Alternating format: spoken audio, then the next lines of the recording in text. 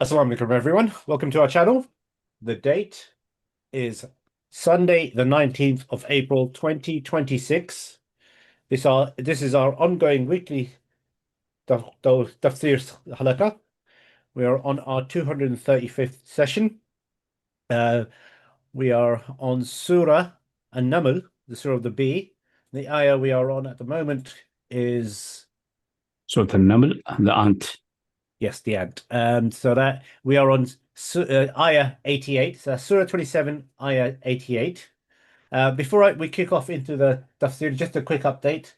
We have a three-part video on Aqidah being released tomorrow. This was done previously from our backlog. We've re-uploaded it. It covers a lot of interesting issues around the issue of Aqidah, and it was done in as a commentary on a video released by three notable shuyukh, Yasir Qadi, Sheikh Shadi al-Masri, and Sheikh Asrar Rashid, where they're discussing the issue of Aqidah. Subjects covered Aqidah Tahawiyah, various problems in understanding, etc., etc. A lot of interesting material there, and it does showcase the professor's point of view in a reasonable amount of detail, and is in line with our ongoing point of view about returning to Kitab and Sunnah and cleaning things up from the ground up. So that will be tomorrow. So it'll be Monday, Thursday, and Saturday would be the final part. After that, we have many, many more videos in the schedule.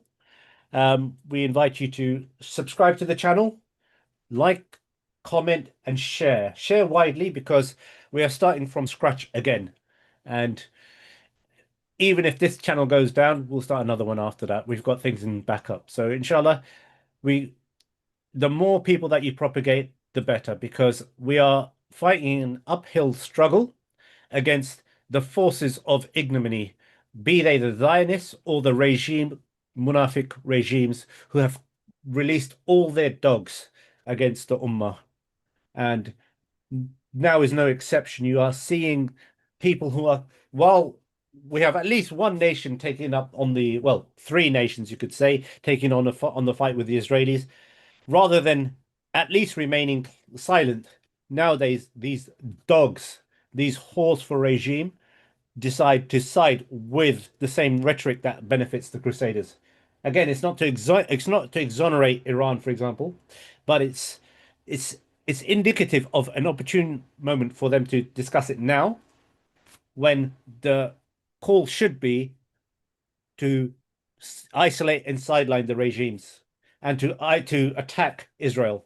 But just as these regimes wanted to land bridge for the Zionists, they have now become a mouthpiece to inadvertently support the Zionists. So it all needs to be exposed. This Gaza has exposed everyone. Everyone. There's no rock behind which these scumbags can hide.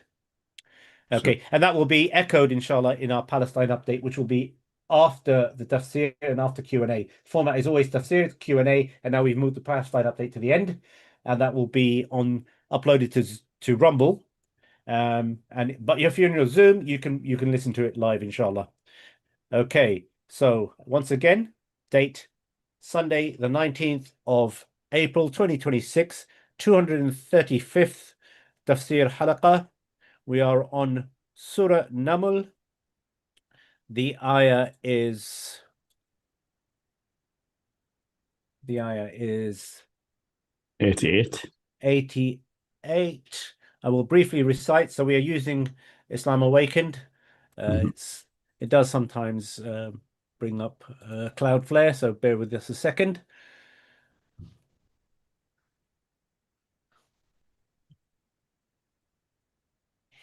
Just a second, it's just refreshing.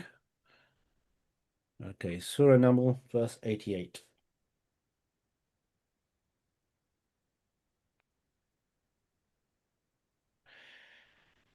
وترى الجبال وترى الجبال تحسبها جامدة جميلة. وهي تمر تمر مر السحاب صنع الله الذي أن أتقن كل شيء إنه خبير بما تفعلون. First translation. And thou wilt see the mountains, which now thou deemest so firm, pass away as clouds pass away. A work of God who has ordered all things to perfection. Verily, he is fully aware of all that you do. And the next translation. Yeah. And you will see the mountains thinking they are solid, going by like clouds. It is the work of God who is proficient with all things. He is well aware of all you do. Yeah. Read the ayah before that so we can connect. I think it's starting a new topic, but let me just gather our mind in the issue. Sure. The ayah 87? Yes, 87. So, وَيَوْمَ يُنْفَخُ فِي الصُّورِ ففزع من في السماوات ومن في الأرض إلا من يشاء الله إلا من شاء الله إلا من شاء الله وكل آتوه داخرين. And on that day the trumpet of judgment will be sounded, and all creatures that are in the heavens and all that are on earth will be stricken with terror, except such as God wills to exempt, and in utter lowliness all will come unto him. Yeah. Okay, so this one translation, other translation is very similar. So the previous ayah talks about blasting the horn. That's meaning they're establishing the day of judgment. That's a symbolic description. Whatever this horn is and blasting the horn does it mean, we don't need to be concerned in the details, how it is realized in the universe. Some people talk about a big crunch on there, but this is all nonsensical. It doesn't bring us anywhere. That's the picture of it is clear. And it will be a horror and shock in the heavens and the earth for everyone except those Allah has exempt. Who Allah has exempt, we don't know. Special angels, inhabitants of paradise who are already there. People speculate. But I'll say everyone will be in a state of shock except those who have been excluded. And Allah knows who will be excluded. And all will be resurrected and all will come to him in complete submission. Now that's referring obviously after the blessing of the whole, nothing after blessing of the whole. And then the ayah we just read earlier, the first 88, seems to be, it could be a continuation, what happens after blessing the whole, or it could be now. I read it again now, number 88, and both translations. So we see both interpretation, what does it mean in each case. Yeah. Okay. وترى الجبال تحسبها جامدة. وترى الجبال تحسبها جامدة وهي تمر مر السحاب سنة الله الذي أتقن كل شيء إنه خبير بما تفعلون. First translation, and thou wilt see the mountains which thou deemest so firm pass away as clouds pass away, a work of God who has ordered all things to perfection. Verily, he is fully aware of all that you do. Next translation, that's, and you will see the mountains thinking they are solid, going by like clouds. It is the work of God who is proficient with all things. He is well aware of all you do. So after blessing the horn and so on, your mind will jump that maybe this is a scene from Yawm al-Qiyamah. That's a possibility. In that case, it's clear. If you look at the clouds at that day, the moment, if you were there and looking, if you were there, this is essentially, as we say, if you were there and you were looking, you will see the mountains are blown away like the clouds. That's confirmed by other places in the Quran, but the words used there are ينسفها, my Lord explode them completely and leave their places leveled and dusty. Nothing is there. So the earth looks like completely flat, meaning completely circular, nothing, no humps, no ups, no valleys. Everything would be leveled, which hence something like maybe a solar wind of 1,000,000 degrees coming and melting everything away, something like that. So the scene is different here because it's passing like clouds usually passing slowly. So this seems to be not fitting really for Yawm al-Qiyamah. Another interpretation is that no, he ended Yawm al-Qiyamah there and then jumped in dunya, so flashback. Even if the ayah after that continues Yawm al-Qiyamah, we'll see still a flashback is possible. If you look at the mountains now, you think they are solid, and they look solid. from your coordinate system, from your vantage point. But if you look from far away or from along historic scales, they're actually fading away like the clouds. They disintegrate and go away exactly like the clouds. They accumulate. We know how clouds accumulate, obviously with the wind movement and so on in certain suitable situation. Humidity coming from the sea being lifted up, and if there's a mountain range, this will facilitate things faster. Otherwise, go deep inland and they accumulate, become really like mountains, even shape-wise with various layers, and then they discharge whatever they have on rain and hail, etc., and they pass away. But you have to use another time scale. So if you look your usual time scale, the mountains look solid. But if you look over millions of years, they will fade away like these clouds. That's another explanation. So it's quite remarkable, the place of this ayah. If we regard it in dunya, meaning that what you see now is not what is the reality on geological scales or in a universal scale if you look for the universe from outside, if you could be in that situation. Obviously, we cannot be. So if you look, they will appear solid. Within your lifetime, the changes are minimal. You may notice that a mountain nearby has lost one rock, which was sitting a little bit odd, that has rolled down. You may notice something like that over decades, but nothing very much is going in there, nothing like the clouds. So that's the second interpretation.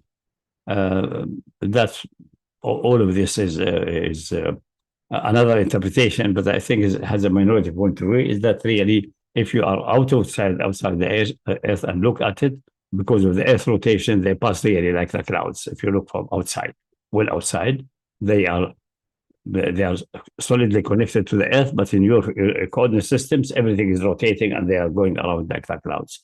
So that's a possible third interpretation. Anyway, it's a remarkable ayah, giving three possibilities of interpretation. The one with Yawm al-Qiyamah is not the preferred one, because the ayah concludes, Sun'a Allah alladhi atqana kulli shay. It's the perfection of Allah, it's the creation of Allah who has perfected everything, and He knows what we are doing. So it doesn't seem to be related to Yawm al-Qiyamah that much, more than two other interpretations. Okay, let's read the next ayah. See if it gives a right to that, or it is something else. Okay, 1 second. 89. من جاء بالحسنة فله خير منها وهم من فزع يومئذ آمنون. First translation. Whoever shall come before him with a good deed will gain further good therefrom, and they will be secure from the terror of that day. Mm-hmm. Next translation. Whoever comes at judgment with a good deed will be rewarded with something better, and they will be safe from the terror of that day. That day. Okay. So we are back to Yawm al-Qiyamah. So you see, the shocking ayah about that you look at the mountain, you think they are solid, but they are fading away like that, is still challenging us, because it's either a flashback to dunya and then going flash forward, which is possible, or it is relating to Yawm al-Qiyamah, which has to be that interpreted something a little bit more difficult, and has to be then synchronized with the other ayahs describing the exploding away of the mountains. So that's really inserting the ayah in this place is an interesting aspect of the Quran. It looks at first as quite odd, but the oddity is some of the aspects of the miraculous nature. Some people say, oh, this is clearly some problem there. No, it's not a problem, because we know physically the Quran comes from Muhammad, an illiterate person who may, which is very unlikely from all the historic evidence we have, got some information of people with the book, and maybe it's based on information here and there, but definitely isolated deep in Arabia and Middle Arabia. Barely any contact of any relevance to people of the book or scholarship or chemistry, physics over his time. And there was considerable science at the time, but very primitive science compared to our time and so on, could have constructed something like that. So the question will be always about things like that will appear to be shocking, and admitting various interpretations that where he got it, or Alternatively, if he's a skilled liar will not enter in such areas where he may be caught with certain offending questions. So why we mention something like that? What's the purpose of putting that in between? You could continue the ayah about the shock in the heavens and the earth. That's his future. He can't speak on, he can claim whatever he wants, what happened in the blasting of the horn. But this is well known. Even the people of the book, there's a blasting of the horn, everyone is resurrected. Obviously, there'll be a great shock. Well, that's nothing new. And then jump immediately. Those who come with good deeds will be rewarded better, etc. So no need for this ayah to be inserted. So why a skilled liar should insert that? What's the purpose? What's his motivation? Because he ultimately is out of flesh and blood like us. He must be doing things because of motivation. And is he mentally deranged? Mentally deranged does not work this way. It makes another way. So it is shocking. It is shocking. So things like that, some people find it quite amazing and shocking. Actually, attract attention to ask, what's the original Quran? How come it's like that and not otherwise, and so on. So the question stays open. Is it this or this and this? But it provokes certain questions, and the solutions, each one of them gives a certain flavor. Each one gives. Stop this one. Give a certain flavor.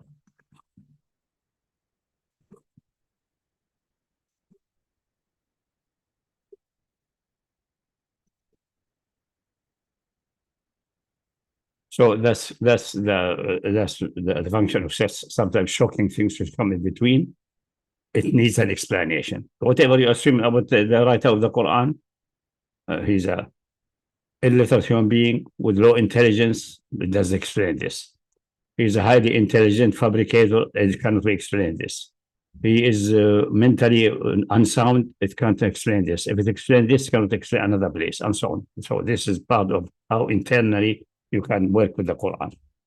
Besides the hints and the various interpretations I just mentioned, one of them is about the reference frame, where you look from. Taraha, if you look at the mountains, it appears to you, meaning is getting people attention that all what you see as a human being and look at is from your vantage point. You have always to include your reference frame.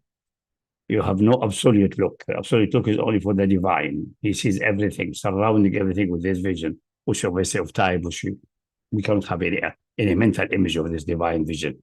But for our vision is definitely in certain directions with certain limitation, starting from a certain reference frame. And if we go to another reference frame, we have to do complicated process of synchronizing the reference frames. And this is whole physics and mechanics and Galilei transformation and Einstein transformation and so on. So just a hint, the reference frame is fundamental for you, not for Allah, for you. While the one who is having absolute knowledge has another absolute frame. He is the absolute. All frames refer to him, but he refers to nothing, to himself. He is the frame of all and the center of everything. So from his vantage, they pass away. But we see them solid. That's most likely related to dunya would be the better interpretation. So carry on. So ayah 89, explain what happened. Now we go straightforward, simple facts. We will come with good deeds, outbalancing bad deeds, obviously, because nobody will come with absolutely good deeds, no bad, negative deeds. Then he will get something better than that, and they will be secured from the horror of that day, from the shock and horror of that day. And the other type of people will have the opposite reward. Next ayah. ومن جاء بالسيئة فكبت وجوههم في النار هل تجزون إلا ما كنتم تعملون. But they who shall come with evil deeds, their faces will be thrust into the fire, and they will be asked, is this aught but a just requital for what you were doing in life? Yeah. So this is not something which is coming to you without your doing. It's something you chose and do it on your own power, with your own will, and you could have done otherwise. This is again, but they can necessarily indicate that what the people are doing in dunya, good deeds and bad deeds, but especially bad deeds, is they are responsible for it. And this is not possible or conceivable in any rational way, except that they have a free will and they could have done otherwise. Otherwise, impossible. So any theory of fatalism is false. And the fatalism end by accusing Allah of being unjust, or he's just a dead, blind, deaf nature. So there's again no fatalism except mechanical fatalism. That's not neither is acceptable, nor anyone synchronizes to the universe as we see it and feel it. Okay, next ayah. Next ayah.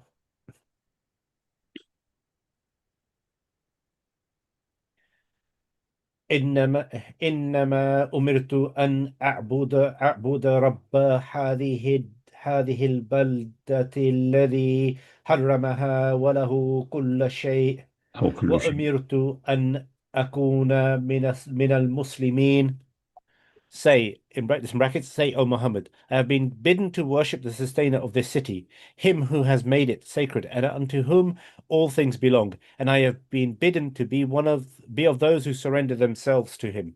Next translation. Say, I have simply been ordered to worship the Lord of this town, who made it sacred, and to whom all things belong, and I have been ordered to be one of those who submit to God. Yeah, read again in Arabic. I think the translation did not do justice to the exact wording. إنما أمرت أن أعبد رب. إن قل, or is it the قل or without قل? إنما أمرت. So قل was in the translation, so say was in the translation. That's adding it. Always إنما أمرت, the person you're ordered to say that. And now we are from the scene of Yawm al-Qiyamah. Suddenly the messenger is ordered to say without even the word قل.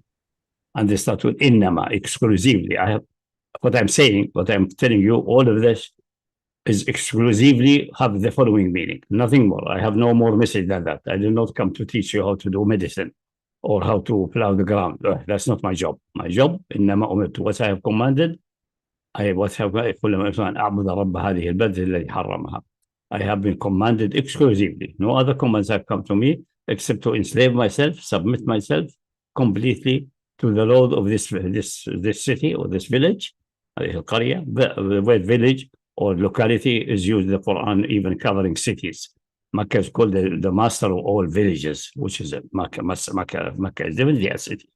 It cannot be regarded as a village in the usual conceptual meaning. So the word qaryat in Hebrew, meaning any dwelling. It could be a small village, it could be Jerusalem, could be regarded also, and Babylon as a qaryat. Okay. So that's actually what I have commanded. I have no other commands, no other job, except to submit myself and enslave myself to the Lord of this city or this village, who owns everything. وَلَهُ كُلُّ شَيْءٍ. He is the owner of everything. And this is one of the universals. He owns everything. Everything, without exclusion, unless necessity of reason or text brings something otherwise, and clearly there's nothing excluded from his kingdom and ownership and power. And they have been commanded to be from those who submit themselves, who have surrendered, the Muslimin. I think we did we read the translation? Yes, twice, but they missed the word exclusively. The stress of that's the only thing I am bringing. I'm not doing anything else. Don't expect from me to bring you better medicine. You have better medicine than myself. Don't expect me to bring you better management of livestock. You are master of this area, better than myself. That's not my area. That's not what I've commanded to. That's the only thing I've commanded to, and that's what I've been ordered to do. That's the order I received from the divine Lord, the owner of everything, the Lord of this village or this locality. Okay. Next. One at lower. Next ayah. 1 second. وأن أتلو القرآن فمن اهتدى فإنما يهتدي لنفسه ومن دل فقل إنما أنا من المنذرين. Okay. The first translation, and to convey this Qur'an to the world, that's in brackets. Whoever therefore chooses to follow the right path follows it, but for his own good. And if any wills to go astray, say unto him, I am only a warner. Next translation, and recite the Qur'an. Whoever is guided only for his own good. And whoever strays, say, I am only one among those who give warnings. Yeah, okay, so that's clear. That's a continuation. Exclusively, that's what I have commanded. He's giving the bits of the command. The commandments are only for himself, the absolute submission, enslaving himself, and also to recite this Quran, atlu, recite the Quran to you. And the Quran is clear, essentially 99% is self-explanatory, understood by everyone. There may be some tricky and deep ayahs. You can't come to the Sheikh, ask, explain that to me, that's fine, but this is not the general. Just a mere recitation to the people in Mecca at that time who are eloquent Arab with their Arabic. It came with their language, at classifying that level of the language and the snapshot of that language for these 23 years roughly of revelation as the standard which is referred to, improved and enshrined in the Quran. So what they were talking is the high Arabic, the correct Arabic, but the Quran fixed it and formalized it in a certain way. And that's the Arabic. The Quranic Arabic is defined by the Quran, which fits exactly with the Arabic that people talk that. There may be added words and so on, which are outside the Quran. Then the scholars will collect them and put them in dictionaries. But the core is there. So everyone should be able to understand. The mere recitation to everyone, any rational human being should listen to that recitation, and then someone may decide, this contains guidance and ideas which are solid and reasonably synchronized and persuasive to be truthful, and have their evidence to themselves, or can verify themselves by dialectic, by discussing with myself and discussing with others, and they follow the guidance. But who does follow the guidance will do it for their own good, not for me. Yes, I will get divine reward for that and so on, for fulfilling the job, but this is none of your business what I'm getting. For you, it is the one who are guided are doing it for their own benefit. And those who choose to go astray, they are doing it in their own peril. And they have no power of them of forcing or punishing. That's very important. And just a warning. That's it. I'm not going to enforce anything as a general principle. So all my commandments and prohibition are not enforceable by any material or state mean, except few exceptions which came later in Medina, where he can enforce as a head of state. Otherwise, he's just a warner. Enforcement and using force to enforce things, like usually state authority are doing, is not the job of the messenger. And even if he became head of state, he abstained from enforcing many things which people think because he prohibited them, it must be enforced by force. No. And his abstaining in Medina as a head of state indicates that this is not within the state authority. All what you can see is just warn and give the instructions. There are other things which public authority must enforce, but this is all specified in Medina in details. Nothing will be excluded from that. But as a general principle, all his commandments that we followed by those who accepted or rejected by those who rejected, and there's no punishment in dunya for that, and no enforcement whatsoever, unless later on special cases have been sorted out for enforcement, dunya enforcement by state authority. So, and this is mentioned in the other places of the Quran with various words like ma ana alaykum bijabbar, ma anta alayhim bijabbar. You are not a compeller over them. You are not a tyrant. You are not a tyrant ruler. That's not your job. On many other places, ليس عليهم مسيطر. You have no control over them. It's Allah the control and the punishment. And fundamentally, it is in the end of Surah Al-Ghashiyah, فذكر إنما أنت مذكر, remind, you are just a reminder. لست عليهم بمسيطر. You have no authority and control over them. However, who turn away and run away, this one who will be punished by Allah, the supreme punishment, they will go back to him and he will do their accounting. So the general principle, all prophetic commands are sure for the people to follow on their own, with their own authority, on their own good or their own peril. Few had to be enforced by force of the authority. The messenger exercised this force when he became head of state, or people who the messenger appointed as head of state enforcing in his behalf. That's few things, and they are specifically mentioned. So you can take a general rule from this, including the other Makki and also Madani ayah, is that all injunctions are not the obligation of the state to enforce, unless we have evidence that it is enforceable by the public authority, by force, by material dunya force. Everything else is for elsewhere, for the supreme absolute enforcer, Allah subhanahu wa ta'ala, in Yawm al-Qiyamah. He can enforce something in dunya by punishment and destruction. That's his privilege. We have nothing to do with that. We cannot even call for that or prevent it or deal with it. Both enforcement by Allah in dunya by punishment, for example, And in Akhirah, that's all in his like he has all the keys for that. It's none of our. We're talking about what the messenger can enforce as the head of state or as a judge or a ruler. That's it. Good. It's very important to read these things deeper than just a shallow, the shallow reading, a casual reading. But that's what the Arab in Mecca understood that. Who shows the misguidance, I'm just a warner. Don't think that they'll come with a stick and beat you up. No, that's not going to work this way. You have to do it. You have to take the stick by yourself and beat yourself up. You have to discipline yourself. You have to do it. Later on, when there's a society, structured society, and the state authority, few things must be enforced by the stick. Not only warning is enough, because the society and the community cannot exist without this enforcement. And these are few exceptions, not the fundamental situation. Okay, carry on. Next. This is the last ayah of this surah. Mm-hmm. وَقُلِ الْحَمْدُ لِلَّهِ سَيُرِيكُمْ آيَاتِهِ فَتَعْرِفُونَهَا وَمَا رَبُّكَ بِغَافِلٍ أَمَّا تَعْمَلُونَ. First translation. And say, all praise is due to God. In time, he will make you see, in brackets, the truth of his messages, and then you shall know, in brackets, shall know them, in brackets, for what they are.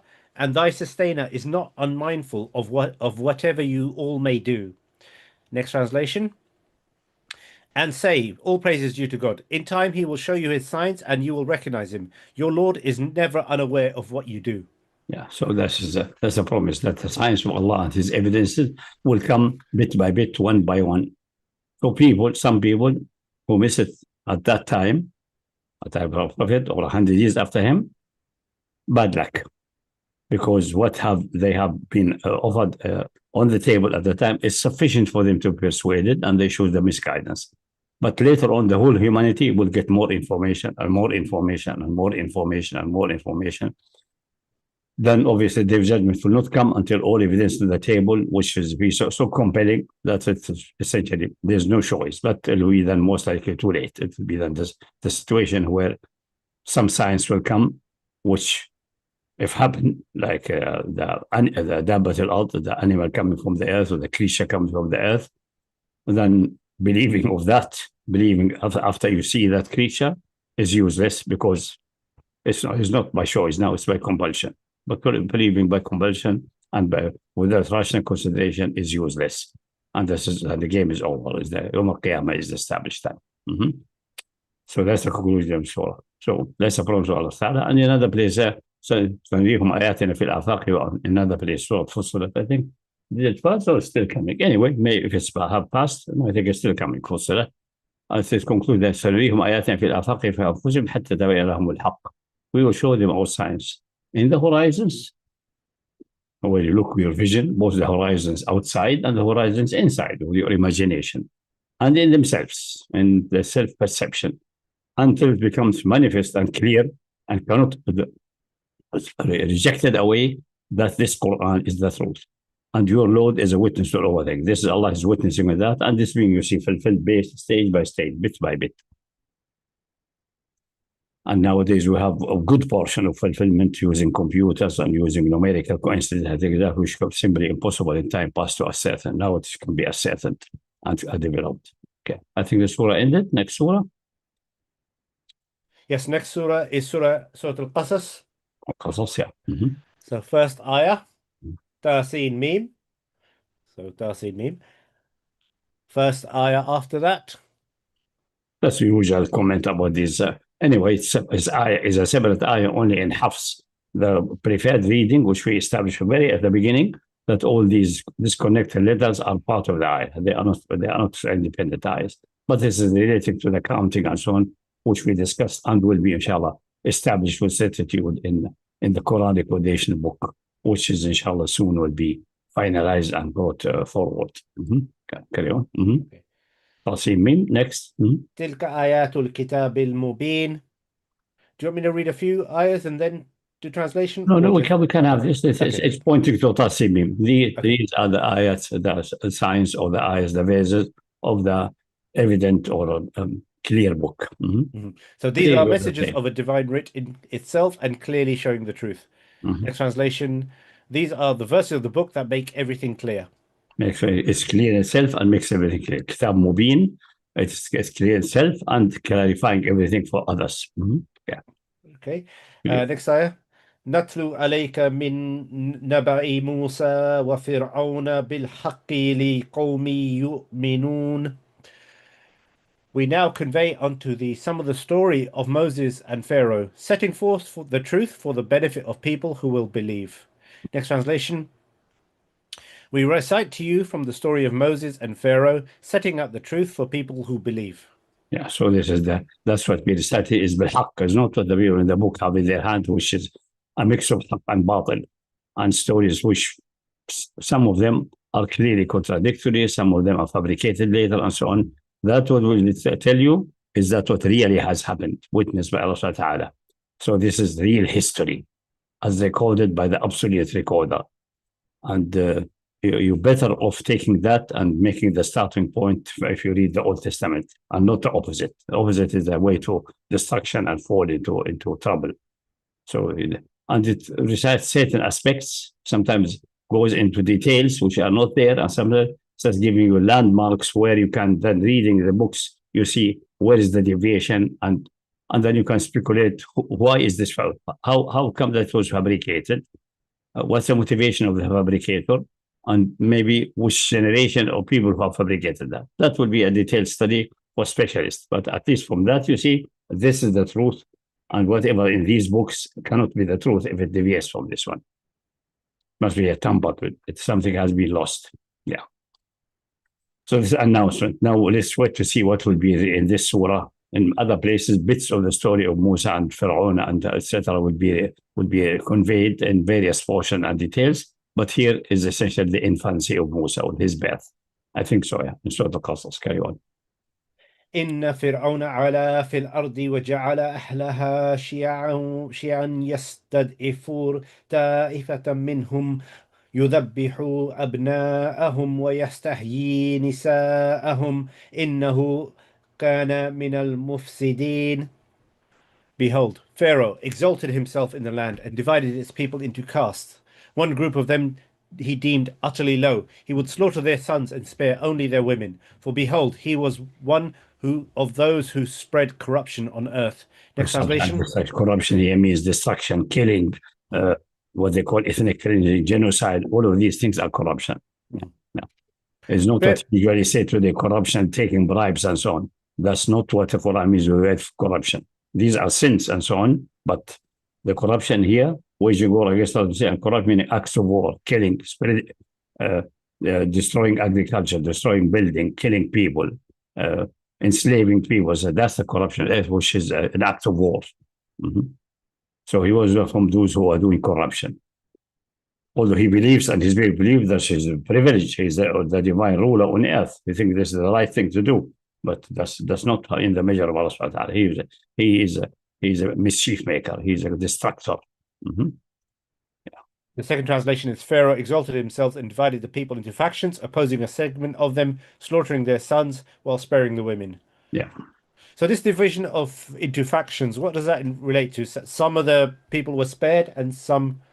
No. Also, these are just Israelites. They are a class of people. These are Egyptian from Upper Egypt. They are a certain class.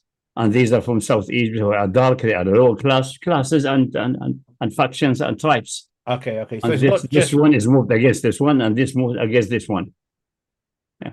So basically, like the British foreign policy. These Israelites who are now centuries, they are Egyptian now. They are citizens. They inherited citizenship and so on. These originally strange people, and they are dangerous. They are breeding like rabbits. So let us eliminate as many males as possible. Keep only few so that they continue breeding. But the women are very useful for enjoyment, or also for slaves, etc., etc. So we keep this as a working force, but the men, only few were kept so that they don't get extinct. So we keep them in slavery, but do not allow them to become too numerous and too many men because men are usually the fighting force of a certain people. They are dangerous. So their men is dangerous. So he's better than the Zionists now. They just eliminate everything. Men, women, everything. He is doing really pruning and choosing out so that these class of lowly people, these slaves, continue and we can have a working force working for us forever by nice breeding. But for that, we have to take care that not too many men are left so they could challenge one day, rebel, or organize secretly an army or do a rebellion. Just few men, enough for the continuation of the species, of the people or the tribe. Okay, next ayah. Yeah. ونريد أن نمن على الذين استضعفوا في الأرض ونجعلهم أئمة ونجعلهم هم الوارثين. ونجعلهم الوارثين. First translation. But it was our will to bestow our favor upon those very people who were deemed so utterly low in the land, and to make them forerunners in faith, and to make them heirs to Pharaoh's glory. Next translation. But we wanted to favor those who were oppressed in the land, and make them leaders, and make them inheritors of the land. It doesn't tell us why these people in this historic moment, because the other situations, similar other places, Allah did not interfere. But here, He interfered. He made the decision to do this and this. Maybe this related to a promise to Yaqub and Ibrahim that you will be in Egypt for incubation time and I will get you out. Maybe, we don't know. But He tell you what decision was made at that time. And then the event started because Allah decided to do it this way, not otherwise. Without explaining you how the decision have come. It's a divine privilege. We made the decision. Don't ask what's the reason. You can. Maybe in the other places in the scripture, you may find some roots which relate to previous promise and so on, but it's not relevant. We want this, and we started executing it. So, we want that. Okay. So that's what Allah wants. What these people have been oppressed to become the leader, and they will inherit the earth. Not as the earth of Egypt, another earth, possibly. Yeah. Will be established as free people after being slaves. Okay. ونمكن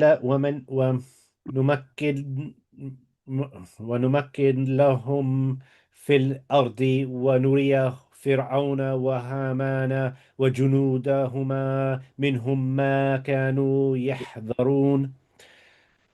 And to establish them securely on earth, and to let Pharaoh and Haman and their host experience through those children of Israel, in brackets, the very thing against which they thought to protect themselves.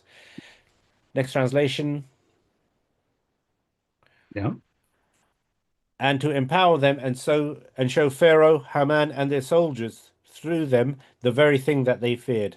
So because that's what they're doing of killing the men, essentially, almost killing all men except what's needed for the procreation, and keeping the women and so on. The purpose was to weaken them such a way that there would be no rebellion and no danger for them.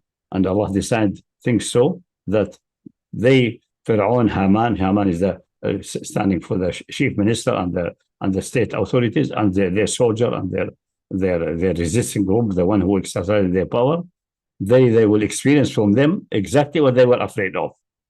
So all the plotting backfired against them. But in that situation, it needed a divine action, a divine stepping in history. Sometimes it is done by other means you don't see directly as a miraculous. And it needed miraculous interaction in the case of Musa, okay, and Harun, etc. Okay, carry on. وأوحينا إلى أم موسى أن أرضعيه فإذا خفت عليه فألقيه في اليم ولا تخافي ولا تحزني إنا رادوه إليك وجائلوه من المرسلين.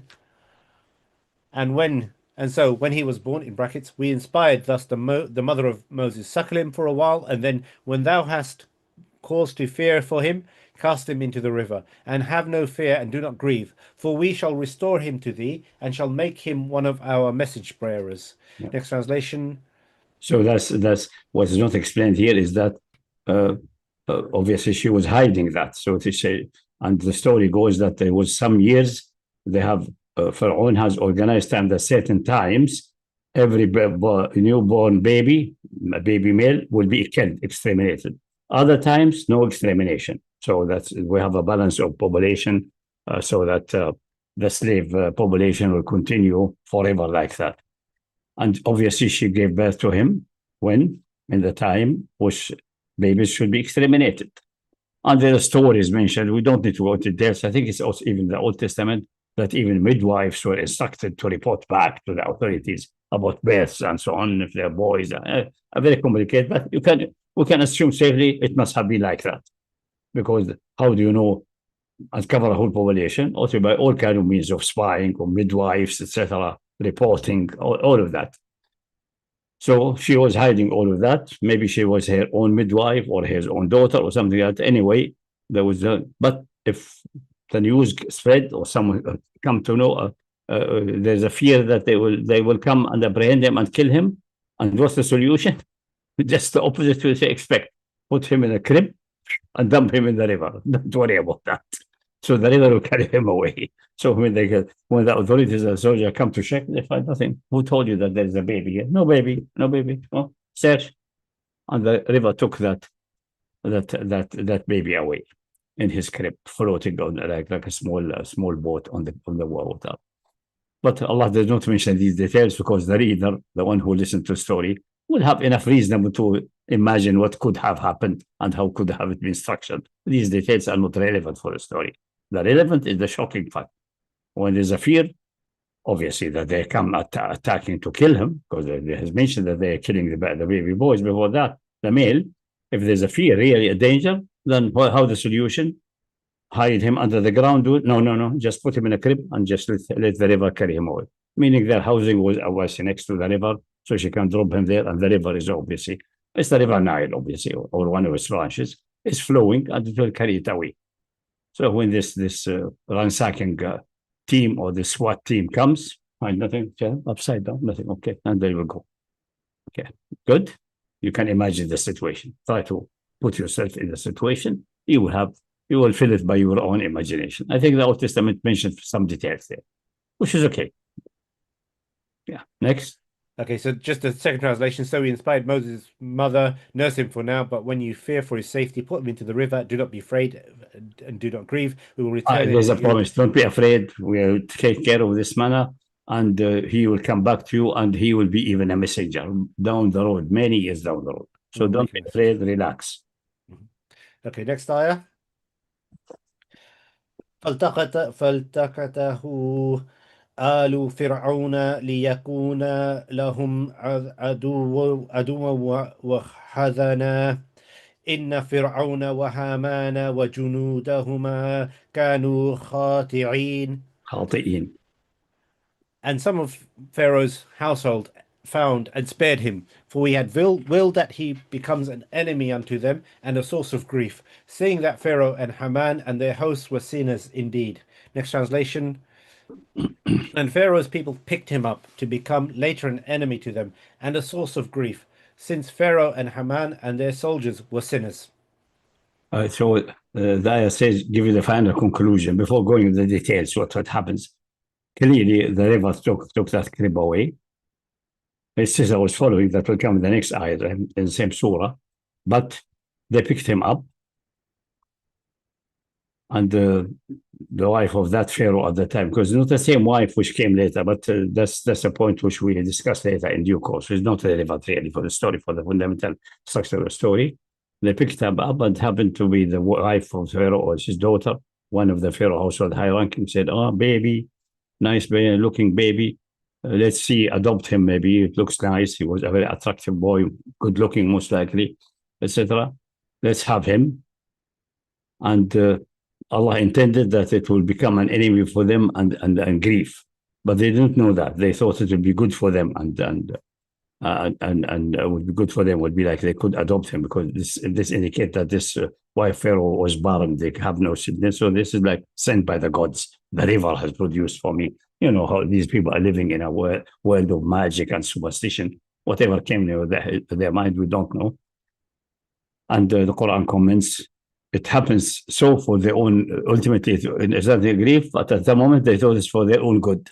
That's the way how Allah manage the things for his enemies, that he makes the plot so that they think it's for their own good and it contains their own destruction. And then commenting, again, enforcing, that's not done by injustice or any evil intention by Allah. No. It is because Pharaoh and Haman and their soldiers are evil and they deserve punishment. Now, the next ayahs will then go into the details, how these things developed in that direction. But to give you the summary quickly and then go into the details. وقالت امرأة فرعون قرة عين لي ولك لا تقتله عسى أن ينفعنا أو نتخذه ولدا وهم لا يشعرون. Now the wife of Pharaoh said, a joy to the eye could this child be for me and thee. Slay him not, he may well be of use to us, or we may adopt him as a son. And they had no presentiment of what he was to become, in brackets. Next translation. Pharaoh's wife said, he will be a delight for my eyes and yours. Do not kill him, he may be of use to us, or we may adopt him as a son. They did not realize the consequences of what was going on. It could not possibly come in their mind, but clearly, when they picked him up, obviously, they cannot hide that man from Pharaoh, and they checked that baby from his clothing and the basket and so on. It's very clear he's not from the upper class. There may be things which they conclude, he must be of these Israelites from the slave family. Someone of that family is covering up a birth which has not been reported properly. That should be this guy. Now, he just came by the river to us. Now we should kill him. So I don't think that the people of Pharaoh and the palace and Pharaoh and his guards and so on are stupid. Just picking a son and start jubilating. No. They scrutinized his clothing. This fabrics and this material and the way he's clothes is the way the Jews, or they were not Jews at that time. They were just Israelite, the slave nation. So, it must be like an unrecorded birth, and the people put it there to escape from slaughtering. Now we have to slay him. And then now the divine interfered by putting love through that baby, and she said, no, this is a very nice baby. He may become an eye candy. That's another pleasure for me and you. Don't slay him. He may be beneficial for us one day. Okay, definitely. And because we will bring him up. He's out of that nation. We don't know his family. We have nothing to do with them. No, he is a gift of the river to us, of the gods or whatever entities or spirits of the river and so on. And we may adopt him as a child even, because this indicates that she was barren, that woman specifically, that wife of Pharaoh. And almost certainly this Pharaoh and this wife of the Pharaoh are different than the one later, which was the dispute and the one who drowned. Okay. So ultimately, obviously, from the history of the story, how things developed, she was successful. She was able to persuade Pharaoh, and he said, no, okay, sounds good. And there are some stories, they find them in the book of Tafseer, that Pharaoh said, it will be an eye candy for you, but not for me. But it's okay. I just take her, the woman, just appease that woman, just give her, just shut up her, because the woman just will continue complaining. Let her, especially she is obviously barren, let her get busy with that baby. At least I have less headache with that woman. Maybe something like that. But that's obviously, we have no report about that. I don't know even if it's in the Old Testament, or some people imagine that and added in the story. So what the position of Pharaoh is not clear, but the position of his wife is very clear. Like the sun in the midday summer clear sky. It's clear that she fell in love with the baby. She wanted it, and she kept it and argued all kinds of arguments and protected it. Okay, so that's what's happening in the house of Pharaoh in the palace, who is obviously on the side of the river with guards and everything, and they picked him up. And that conversation was and the investigation, which kind of baby is that, and so on. All of it is done and summarized clearly and concise in these. Now, what's happening outside from his mother and the other side? And the next ayah, I think, clarify that. Next ayah.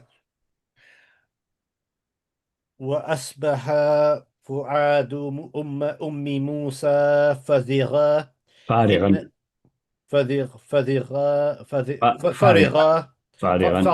sorry, إن كادت لتبدي به لولا أن أربتنا على قلبها تكون لتكون من المؤمنين. On the morrow, however, an aching void grew up in the heart of the mother of Moses, and she would indeed have disclosed all about him had we not endowed her heart with enough strength to keep alive her faith in our the prophets. secret. Yeah, she almost said, "I have lost my child. I put it in the river." She's doubting herself now, and she was in such a state of despair. But Allah stepped in and strengthened her heart, and she did not expose anything. So she started now acting after this episode of the moment of shock.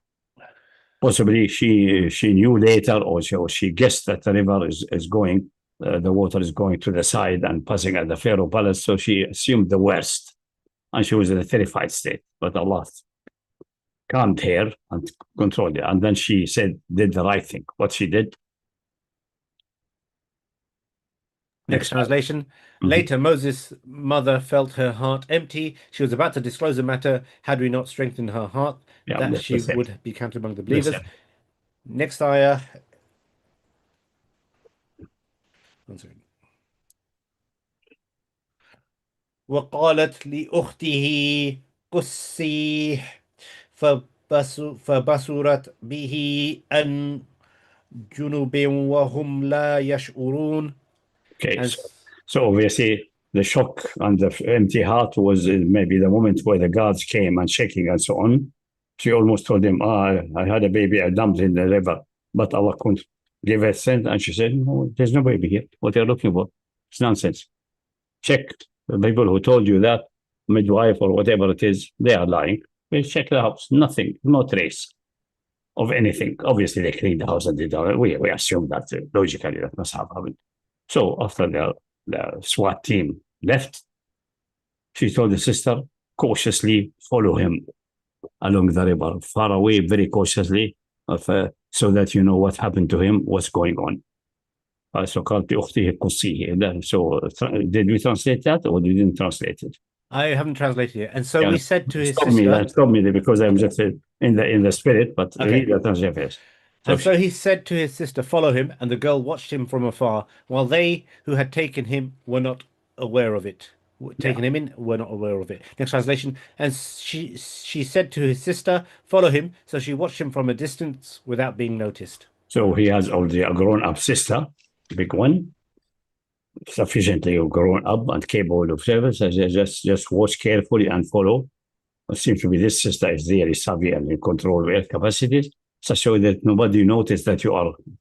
And then she saw that as Pharaoh picked him, she watched from far away what's going on, and she noticed then maybe the discussion about should we kill him, keep him, as one was not visible to her, but ultimately, patiently looking aside, again, the way Pharaoh came with the crib and was attending to it. So, okay, the wife of Pharaoh accepted him.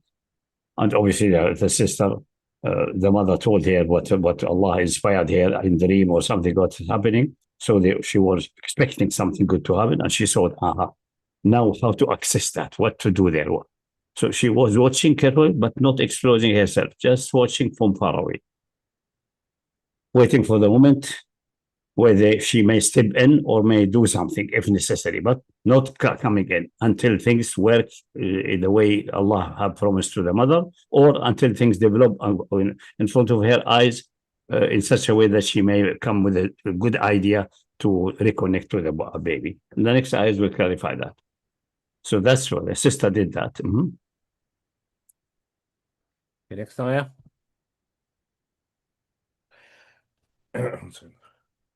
وحرمنا عليه المراضع من قبل حرمنا من قبل فقالت هل أدلكم على أهل بيت يكفلونها لكم وهم له ناصحون.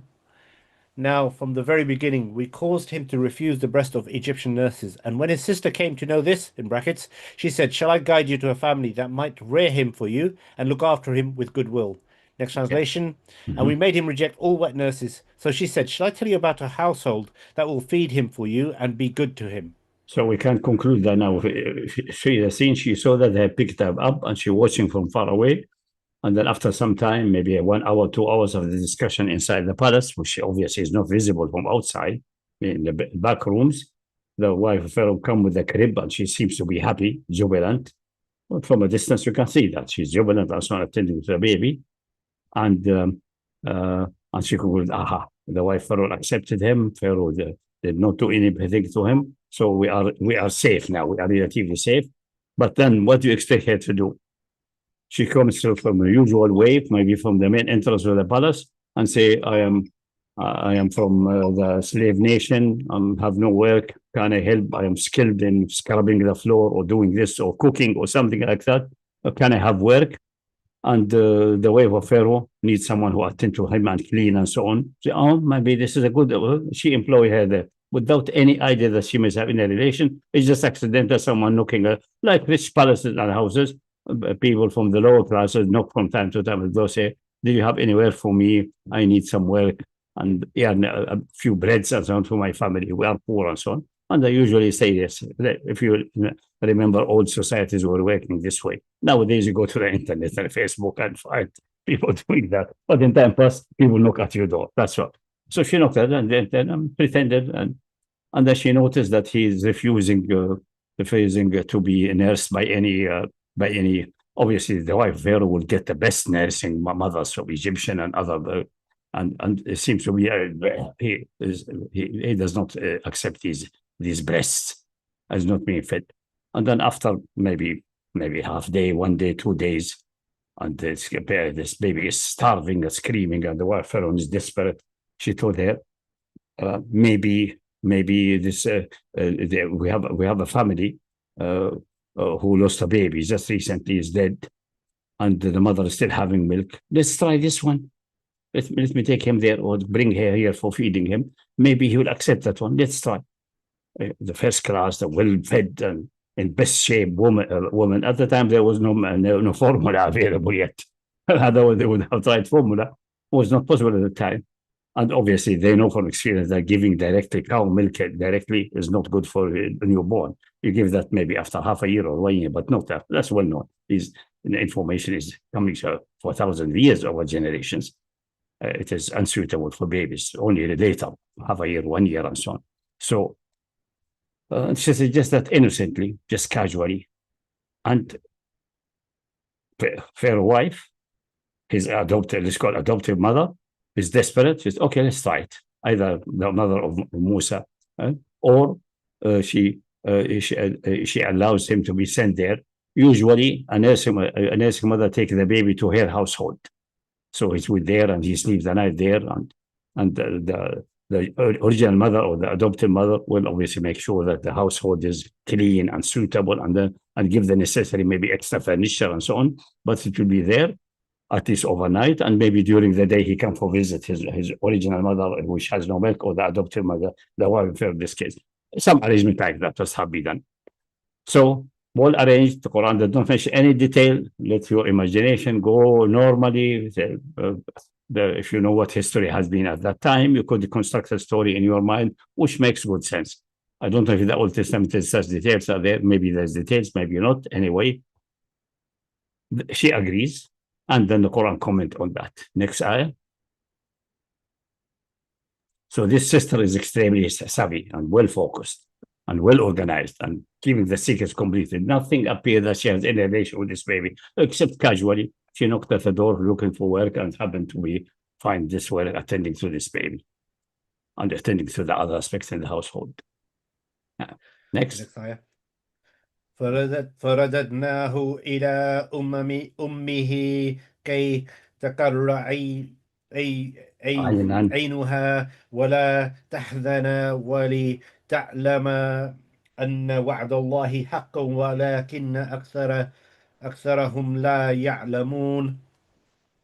And thus we restored him to his mother, so that her eye might be gladdened, and that she might grieve no longer, and that she might know that God's promise always comes true, even though most of them know it not. Next Most people translation. do not know. They don't know. They don't believe in that. Yeah. Mhm. Next translation. And we returned him to his mother so that she might delight her eyes with him, not grieve, and know that God's promise is true, but most people do not know.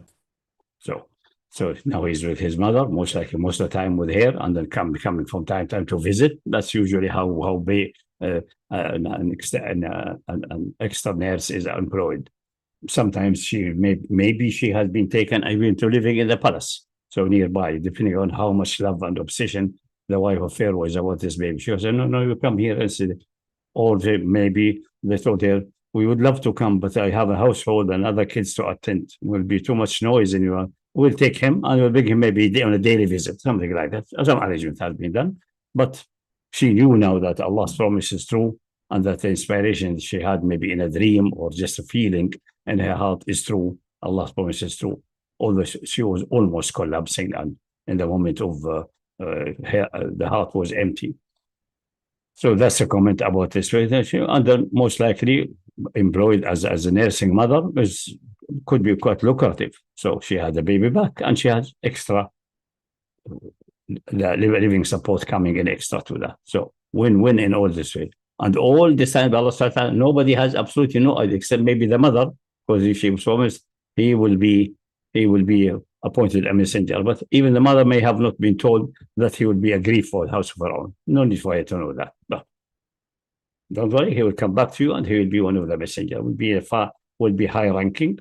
All of the details are not relevant for her as a mother. So nobody knew that. That's all divine design behind the veil. In front, it looks like normal case of an adopted baby who was so lucky to be adopted by an enormously wealthy and powerful household. That's it. Carry on. Next ayah. ولما بلغ أشده واستوى آتيناه حكما وعلما وكذلك نجزي المحسنين. First translation. No. Now, when Moses reached full manhood and had become mature of mind, we bestowed upon him the ability to judge between right and wrong, as well as innate knowledge. For thus do we reward the doers of good. Next translation. And when he attained his full strength and maturity, we gave him judgment and knowledge, and thus we reward those who do good. So, in the Old Testament, his youth and growth, and then he was even guiding armies toward Nubia and fighting. We don't know if that's true or not true. Could be. But obviously, he kept good relation by necessity because the nursing mother is very important. Well, yes, in the Arabic tradition, is supreme. It's almost like your current mother. And the relation through the milk is as good as the relation from the womb. But I don't think Egypt will be not far away from that. So he kept a good relation. He was going there, possibly mastering their language, but obviously mastering the language of Egypt perfectly. So bilingual from the beginning and knowing the Israelite tradition of monotheism and belief, although it has been contaminated in Egypt a bit, but still there, while the Egyptians are purely pagan and things like that. So he's aware about this culture. So obviously, if you grow like that, no way, if you have such dual upbringing, that you will become pagan. You most likely stuck to the tradition of Yusuf and Yaqub and so on, which was inherited in Bani Israel. And then the Quran says, bestowed in him. Is that some kind of prophethood? It doesn't seem that he was a prophet. No. But because this knowledge and also extra knowledge coming from dreams, from thoughts, from experience, comparing the two religions and the two ways of lives. This is by doing Allah Ta'ala, but it doesn't necessarily to be by prophethood or by miraculous direct action. Maybe it's indirect in a complicated way, we don't know, but this is true. What Allah said is true. He has been bestowed knowledge and wisdom. And because he's one of the well-doer, meaning he was devoted, obviously he was on the religion of his own people, which is monotheism essentially, the religion of Yaqub and Yusuf and so on. Okay? So he's from the well-doer, he's a good believer, but not prophet yet and not a messenger. Yeah. Mm-hmm. Next ayah. Mm-hmm.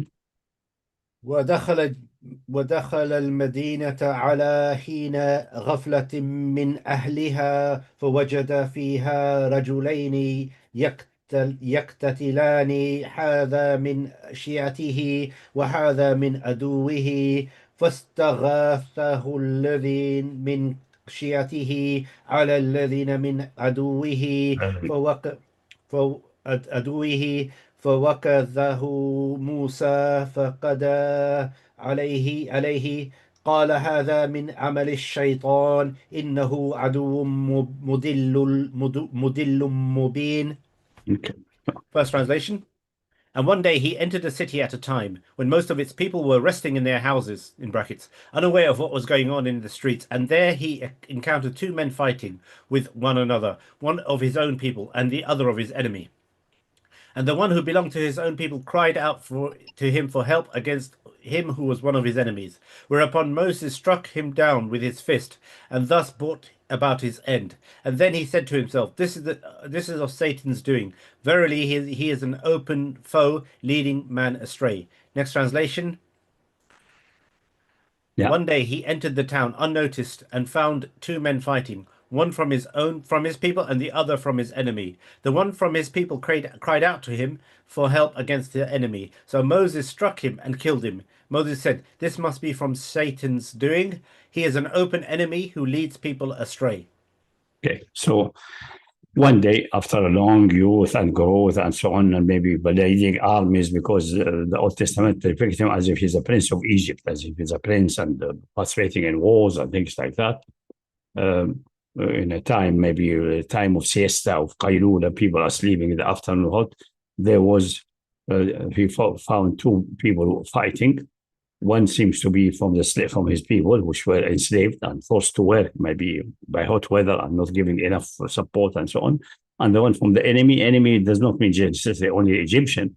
He must be from the army of Pharaoh, or those who are controlling the slaves, forcing them with whip and so on to work and so on. So like one who is really an enemy in the sense he is one who is exercising like police-like force. And that's the picture usually depicted in movies and things like that. So this one was forced to work. This is the right guy, was forced to work, and this was the supervisor, the foreman, the boss. And they was having a dispute and was maybe exchanging hand, or maybe the boss, the foreman, is whipping him or something like that.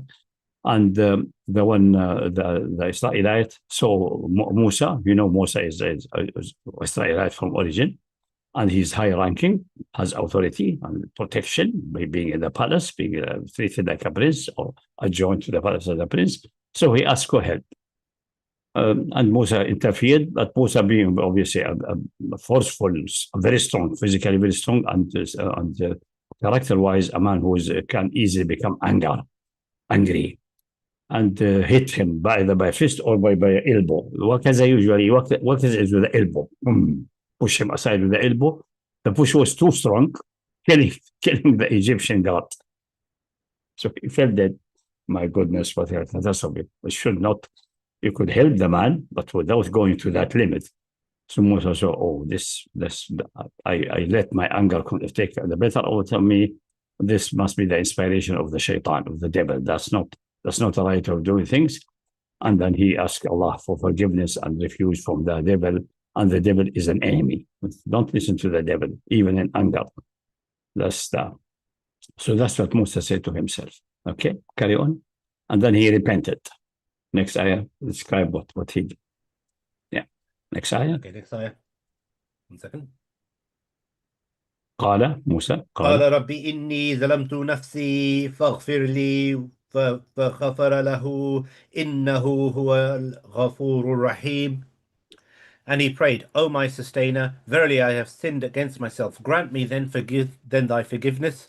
And he forgave him. For verily he alone is truly forgiving, a dispenser of grace. Next translation. He said, My Lord, I have done wrong. Please forgive me. And he forgave him. He is the most forgiving, the mercy giver. Yeah. So clearly Musa recognized that he committed a sin, because transgressed the limit of defending the man of his people, assuming he has a right to defend. Maybe at the time the Sharia did not allow that. We don't know what the Sharia will have, but assume it has, by going overboard, just separating him and taking the whip from him, killing him. That's obviously going overboard, well overboard from the right of proportionality, the right of self-defense, and which is definitely restricted strictly by proportionality. It doesn't work this way. It must be proportional. And admitted his sin and first prayed to Allah Ta'ala, and Allah says clearly, Allah forgive him. Musa somehow felt or later in the evening has a dream that he has been forgiven, because the ayah after that show that he is thanking Allah for forgiveness. But Allah says he has forgiven. How he knew that he was forgiven? Maybe he felt in his heart. Maybe he saw a dream. We don't know. And then Allah forgive him. Allah is the most forgiving and most merciful. So next ayah describes further one step of the issue of repentance and forgiveness. Next. Next. Yes, 1 second. 1 second. Sorry, there's two ayahs which are similar. Okay. قال ربي بما أنعمت علي فلن أكون ظهيرا للمجرمين. And said he, O my sustainer, I vow by all the blessings which thou hast bestowed on me, never shall I aid such as are lost in sin. Next translation. Or criminals. No, next. Moses said, my Lord, with all of your blessings to me, I shall never support those who do evil. Yeah. So he says, obviously, maybe I said he felt it in his heart, or he had a dream or something like that. He knew, felt, or received revelation or dream that he has been forgiven, and he responded to that by thanking Allah Ta'ala for the forgiveness and promising that I will not be a supporter for those criminals. So meaning this Israelite seems to be, he always investigated the case now and tried together with this Israelite to hide the body, to cover, because it will be a scandal, it will be a real problem in Egypt at that time.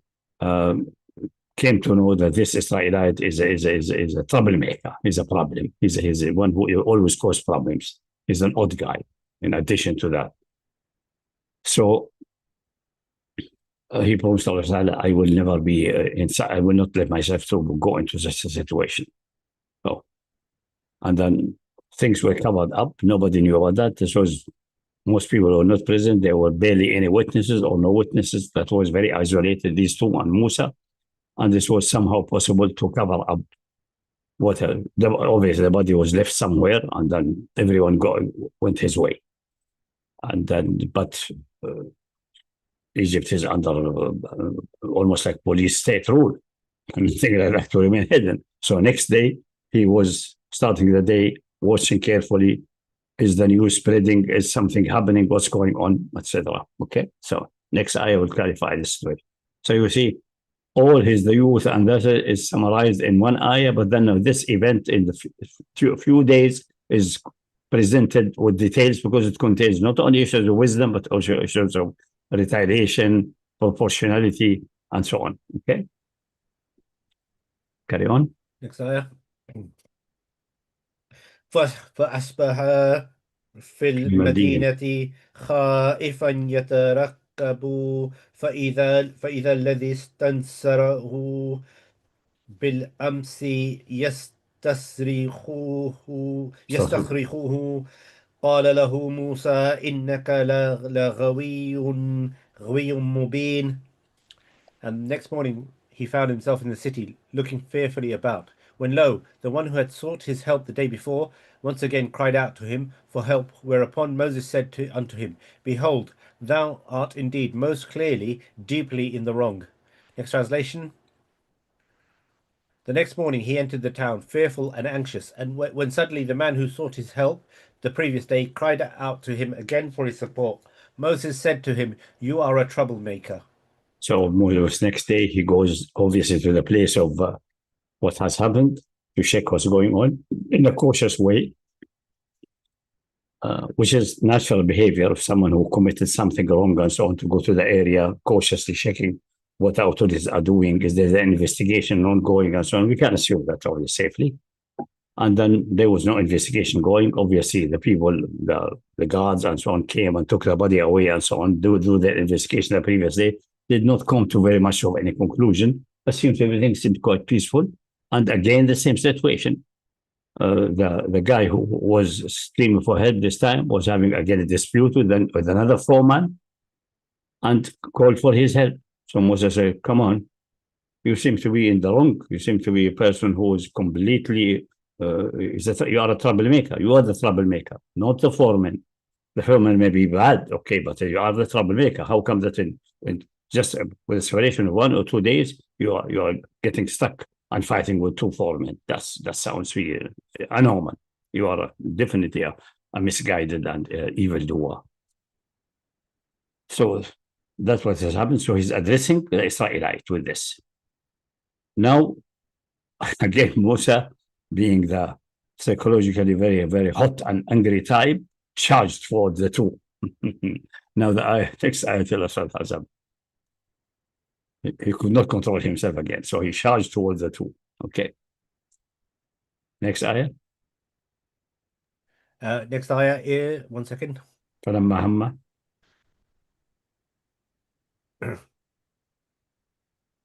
فلما أن أراد أن يبتش بالذي هو عدو لهما قال يا موسى أتريد أن تقتلني كما قتلت نفسا بالأمس إن تريد إلا أن تكون جبارا في الأرض وما تريد أن تكون من المصلحين. But then, as soon as he was about to lay violent hands on the man who was their common enemy, the latter exclaimed, O Moses, dost thou intend to slay me as thou didst slay another man yesterday? Thy sole aim is to become a tyrant in this land, and for thou dost not care to be of those who would set things to rights. Next translation. As Moses was about to strike the one who was an enemy to both of them, the man said, Moses, do you want to kill me as you killed that man yesterday? You want only to be an oppressor in the land and do not want to put things right. So the question here, who is the one who would make this utterance? Many scholars said that's the one who's being under attack, the one who is enemy of both. That's not true.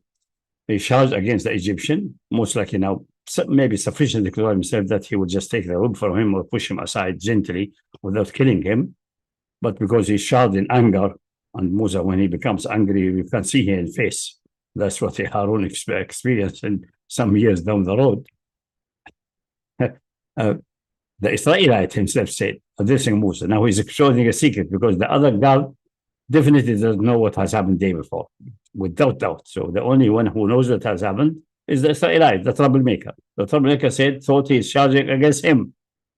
And he said, do you want to kill me now? You think the charge is against him, not against the Egyptian. Are you going to kill me like you killed someone yesterday? Now the secret is out. The matter is exposed. You are a tyrant. You are. So this Israelite is definitely a thug. He's a moron. He's a thug. He is an extremely negative element. And then he make a long sermon. You want to be a tyrant. You don't want to be the one who do things good and so on. Anyway, the secret is out. So Musa was stopped in his track, and now the foreman runs to the leadership there, telling him, and take possibly the thug Israelite with him. Yesterday, the dead body you found is actually done by Musa, which obviously in the palace during the years there were intrigues against Musa and against the old Pharaoh. That's we can see in the Pharaoh history.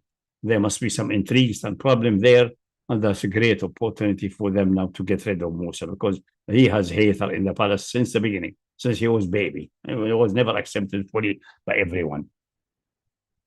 And he was associated most likely, if we see the history and synchronize the time, most likely with Queen Hatshepsut, and she was close to him.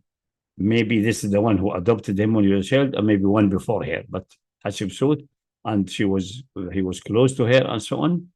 And after she passed away, and she has conflict with other wings of the family and so on, but Hatshepsut died at the time. There was another pharaoh there, and he was looking for any way to get rid and take revenge on Hatshepsut and her entourage and things like that. That's we know from reading Egyptian history at the time and the fights between kings and so on. But we can conclude that Musa is not having having definitely a faction in the palace who are looking to eliminate him. And now the great news. Now the guard, the boss of the foreman who was fighting with the Israeli thug, and the leadership, they are aware about that. They reported back to the palace, and there's a big consultation discussion how to do with this guy, this wrongly adopted Israelite, how to deal with him. That's all the Quran does not mention. Leave it for your imagination and thinking to fill the gaps there. But next, what happens then? Okay. Next ayah. وجاء رجل من أقصى المدينة يسعى قال يا موسى إن الملأ يأتمرون بك ليقتلوك فاخرج إني لك من الناصحين. And then there came and there a man came running from the farthermost end of the city and said, O Moses, behold, the great ones of the kingdom are deliberating upon thy case with a view to killing thee. Begone then, verily I am of those who wish thee well. Next translation. And a man came from the far end of the town, running. He said, Moses, they are talking about killing you, so leave. I am giving you good advice. So what happened, obviously, after the secret there, and the foreman reported to the bosses, and they went to the palace reporting. Several, obviously, hours are going on. Musa is obviously not going back to the palace. He's not stupid. And he's hiding in this area, which is the other side of the town, most likely where they have construction, pyramids, the things are the pyramid of the Nile, while on the Nile, the palaces are on the Nile directly. Yeah. So he was waiting there, trying to figure out what to do now, waiting for news, anyone for reporting on palace, because he knows there's some people who are sympathetic to him in the palace. So he's waiting, and then here a man coming running from the other side of the city, from the palace area, and so on, from the people who are sympathetic, because they said the ruling elite was split. The majority against Musa and against Queen Hatshepsut, and as we know from Pharaoh history, and the minority is supportive of him. This one, some people minority. Some people try to connect him to the believer from the house of Pharaoh, and later, not necessary, but maybe not a believer, just someone sympathizing because of faction allegiances or whatever things binding them. And maybe he's the one who later became a believer. We don't know. It's an unknown person. I told him, the elites, the ruling elites, they have a council, a meeting, have a high-level meeting headed by Pharaoh of that time, which by time synchronization seems to be the one after Queen Hatshepsut. And the majority point of view is clear that this Musa is a menace because of mistake of previous generation. He sneaked in the palace, but he's a snake in our lab. And now we have caught him red-handed. That's an opportunity to get rid of him. And obviously weaken his faction because he belongs to a certain faction in the palace. That's palace intrigues. That's power struggle in this type of governments. But there's also dispute and discussion. There are balances of power. Maybe the other wing would be upset what to do. In that occasion, this guy listened to that, concluded that it's going to be dangerous. He's from the faction which supported for Musa, and comes running to Musa, tell him, the only way they are consulting about this issue, you have to leave the town. You have to get away. If you are here, if they apprehend you, you are dead. You are a dead man. Run away. That's it. That's the only solution at the moment. Because obviously the one who's standing to your side and trying to undermine and stop any action, any violent action, they are in the minority, and ultimately the final conclusion will be against you. And it will be very difficult to get out of that in that situation. So the best solution now is just to run away, leave the camp. Leave the town, run away. That's the only sensible things. And that was a good advice, definitely. And we could say Allah's hand is behind the scene in that situation. So next ayah. Next ayah. فخرج منها خائفا يترقب قال ربي نجني من القوم الظالمين. First translation. So he went forth from thence, looking fearful about him, and prayed, O my sustainer, save me from all evil-doing folk. Next translation. So Moses left the town fearful and on his guard. He said, My Lord, save me from these oppressive people. So he's looking backward and aside. He's not just running blind, he's running thoughtfully, walking, obviously, because he is the direction he's gone. Next, I will mention is toward Madian, towards the east. And it's a very long distance.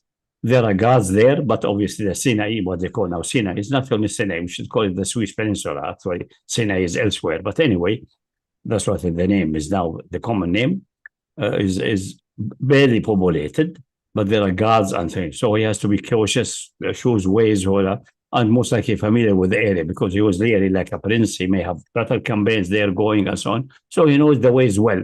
But nevertheless, he has to be on guard. He has to avoid fortification and things like that, just in case, because most likely he's faster than any communication to these guys apprehend Musa and so on. That can be only by some courier carrying messages. And he's definitely most likely ahead of any courier because until they've searched the city and conclude that he must have left and so on and send the courier, it's not very likely that someone will be ahead of him. But still, it's good to be in guard and watch around and avoid fortifications and guarding points. And then he continues that. Next ayah describes the details of the continuation. Okay, 1 second. ولما توجه تلقاء مدين قال عسى ربي أن يهديني سواء السبيل. And as he turned his face towards Madian, he said to himself, It may well be that my sustainer will thus guide me unto the right path. Next translation. And as he made his way towards Madian, he was saying, Perhaps my Lord will guide me in the right way. So the only way he can go really is east, because west toward Libya and so on, this is a desert and wilderness. And there is no real structured government there who can resist Pharaoh if they pursue him with an army, if it happens. North, we are in Egypt until the seaside. There's no way it makes any sense. South would be all the depth of Egypt until Nubia. Is nonsensical. The only way is toward, and also he has the intention to get to Madian, because Madian, north of Samud, that north part of Arabia, is out of the power of Pharaoh. And earlier, maybe a millennium or half a millennium before, Samud was a world power with armies and so on. So this is a well-balanced area. You can find asylum. Nobody will reach you there. That's an independent area. Palestine and so on is not really a target because they are scattered tribes and small tribes and so on, and they're definitely under the control of the pharaohs at the time. Vassal kings and vassal tribal chieftains, nothing there to find protections. The only place to find protection nearby, with a power which is independent and strong, is Madian and the remainder of Thamud. Far away is Iraq and Babylon, but this is way too far away. Way too far away. It doesn't make any sense. So Madian is on the way. So the right direction is Madian. So he continued to Madian. The Quran does mention along the way what he's doing. Most likely he was hunting, feeding himself. By the way, someone said the desert is so unforgiving there. Who can anyone alone running like that survive? He has his own personal weapons, sword and knife and so on. So he's living from hunting. Actually, at that time, the weather, this area was almost like a savanna. There are bigger animals, there are deer and so on. It's not like barren as today. It was, even there may be spots where there are lion areas where lions living, and you have zebras. Even until the time of Prophet ﷺ, in Arabia, we had zebras and so on. So it was much more greener and more forgiving than today. Much more forgiving than today. So you can very well, someone well-built like Musa, who participated in battle campaigns, will easily survive by walking. Definitely he has no horse or anything. He was walking on his feet all the way to Madian, with the usual way, which is go across Sinai and going a little bit north until Aqaba, Eilat, and then turn down along inside Arabia, down towards Madian. Okay, so he went toward Madian. Next ayah. ولما ورد ماء مدين وجد عليه أمة من الناس يسقون ووجد من دونهم امرأتين تذودان قال ما خطبكما قالتا لا نسقي حتى يصدر الرعاء وأبونا شيخ كبير The first translation. Now, when he arrived at the wells of Madian, he found there a large group of men who were watering their flocks and their herds and flocks in brackets. And at some distance from them, he came upon two women who were keeping back their flock. He asked them, "What is the matter with you?" They asked, "We cannot water our animals until the herdsmen drive theirs home, for we are weak and our father is a very old man." Next translation. When he came to the well of Madian, he found there a crowd of people watering their flocks, and besides them he found two women holding back their flocks. He said, "What is going on?" They said, "We cannot water until the shepherds take their flocks away, and our father is an old man." And obviously, the people are the old habits, especially you are now in Arabia, essentially, and the people are, you can assume that they are more or less closer to you, like a Bedouin or camel and sheep. Most likely also camel and cow people. I think in that area it doesn't have cows, more camels and so on. They are rough people, and they are fighting on the water. The stronger one waters first and so on. Clearly, two women won't be able to water. So the best thing they can do is that they keep a distance and just care for the flocks and keep the flocks together until these guys, these rough guys, undisciplined and uneducated guys, will finish their watering their flocks and move. Then they will go and water. So Moses was not happy with that. Now Moses, we know Moses is a very strong, tall man, like steel. His one fist is not to kill someone. So he pushed himself between these, himself sort of pushing side that can do it better. And then he gave them to drink earlier. So they were happy and went early to their father, who was in a state of shock. That's not the time you usually come, what has happened.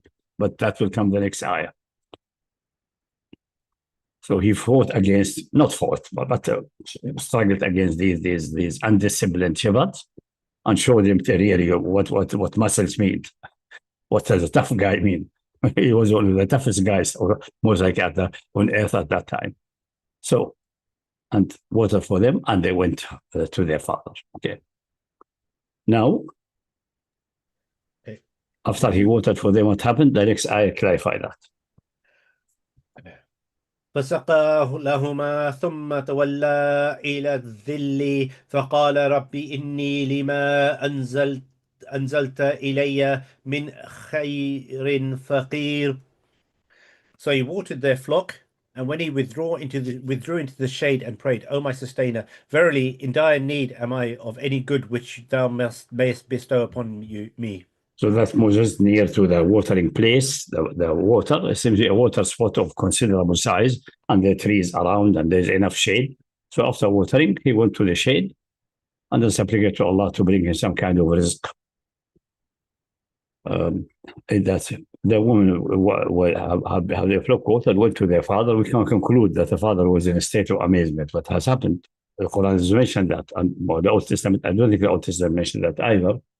What happened? You are coming early. Usually you come maybe near sunset. Now we're coming just late afternoon. What's going on?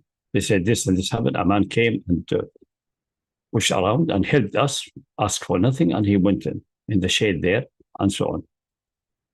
And then the old man appreciated that. There are some stories about this old man being Shu'aib, the prophet of Madian. I don't know how people come to this stupid idea, because Shu'aib been sent to the people does not mean that he is the man there. And even the Old Testament called him Yathron, has nothing to do, he's not a prophet, but obviously a very respectable and intelligent man, no doubt about that.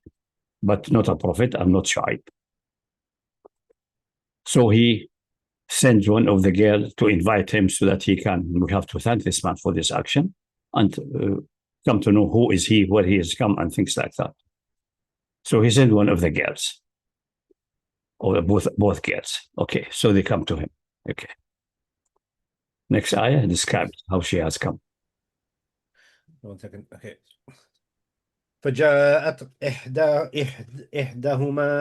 إحداهما تمشي على استحياء قالت إن أبي يدعوك ليحذيك